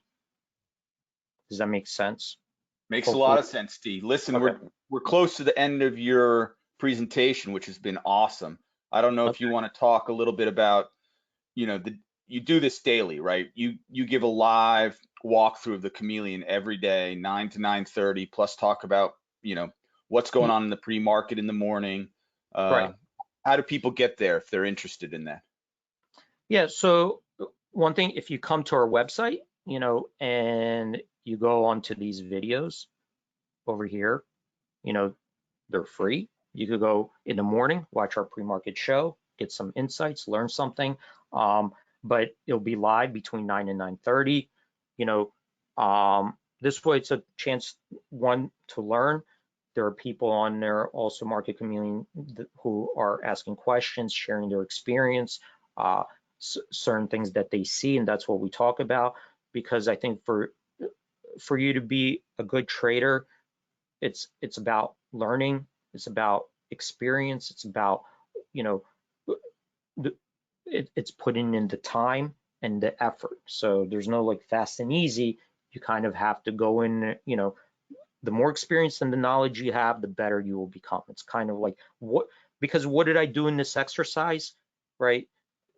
What the most important thing that I did in this exercise, and I do it every day, is what I'm doing is watching the markets, making my interpretations, seeing now how things work out, because that prepares me and makes me a better trader going forward. And I constantly do that. Think of it as like chess. The more you play chess, the more you read about chess, the more you look at, you know, opening moves and study them, the better you will get, right? So that's why you continuously watching the markets, trying to interpret, seeing what happens, how does it play out, you know, what is the best way for me to position myself going forward. Excellent. So could you just show someone types in Market Chameleon, what will they land on first when they land on the site? I think when you land, you kind of land on just a page where you have to then go and enter the site. So you land on something like this. And then when you hit enter site, you get to the dashboard with the menu items, and then you could start. So again, Market Chameleon, there's a lot of free information. A lot of people use our, you know, unusual option volume and stuff for free that they do every day. Then of course we have a premium version where you get a lot more, you know, a lot more data, a lot more information and analytics. But you have both those choices, right? Go in there, use the free information, or you could go in there, upgrade, and then you get, you know, a lot more with earnings, open interest, unusual option volume, you know, screeners for vertical spreads, all those types. Then you get access to that. Excellent. Someone just sent a message that they're waiting patiently for a Discord. I don't know if I missed it in my email or what, but I'll put, we do have a couple chameleons. Just so you know, we have a big community of users of the product who've basically formed their own Discord group. Dmitry and I periodically go on the Discord, but this is really a group of market chameleons who use our site, use a lot of different sites, and talk about different trade ideas, things they're seeing in the market. And so I'll put that link to the Discord in the chat. Everyone give it a go. If it doesn't work for you, you can always email me at williammcbride@gmail.com and I'll try to figure it out. But that's the link to the Discord. I just put it in the chat. So great job, D. Well, thanks everyone. Stay safe out there. Have a good trading day. Maybe we'll see you tomorrow morning. All right. Sherry, you going to come on or? Hey, yeah. What happened here? Hey, I thought there was another half hour to go. Oh, I thought it was a 4 o'clock. Yeah, it is. But I appreciated what you were doing there. So everybody needs to take advantage of the links that have been put in the chat. Will, thank you. Dmitry, thank you. I appreciate you being here with us today. And that was awesome, awesome presentation. So thank you. Yeah, we were under the impression we had 45 minutes. So that's you were right. I was playing. Okay. Pulling your leg. But you didn't sound like you were anywhere near being done, so I was just like giving you a hard time. Oh yeah, no, thank you, Sherry. I appreciate it. But well, I can't wait to have you back with us again. So thanks very much. Anyone who wants to pick that man's brain can come over tomorrow, and we allow anyone who comes on to ask questions live. So if you use the site or having problems with the site, anything, you can come on 9 to 9:30 East Coast time, right before the opening bell. Every day we do a show. It's awesome, right, D? Yep. All right, here's the Discord. It just went to me. Okay. Here's the Discord. Sorry. Okay. Right. Was there a website you wanted them to go to? It's marketchameleon.com. Marketchameleon.com. All right. I think I got it in there, Market Chameleon. Okay, guys, have a wonderful day. I appreciate you coming and sharing and presenting. Thanks again Definitely. for the Thank you invite, for having Sherry. me. All right, thanks so much. Bye. All right, guys, that was Dmitry and Will of Market Chameleon. And I hope you will take the advantage of the Discord that we posted in the chat and check out their offer at marketchameleon.com. And, that is our day, that we're done. And I thank you for being here. I want to thank all my presenters for being here today. And thank you for attending. So don't forget, we are going to be posting this. You'll get an email from GoToWebinar so that you can see the replay. You can go to tradersexclusive.com/archived_webinars and see the replay in the next day or two. And this is your host, Sherry, saying trade well.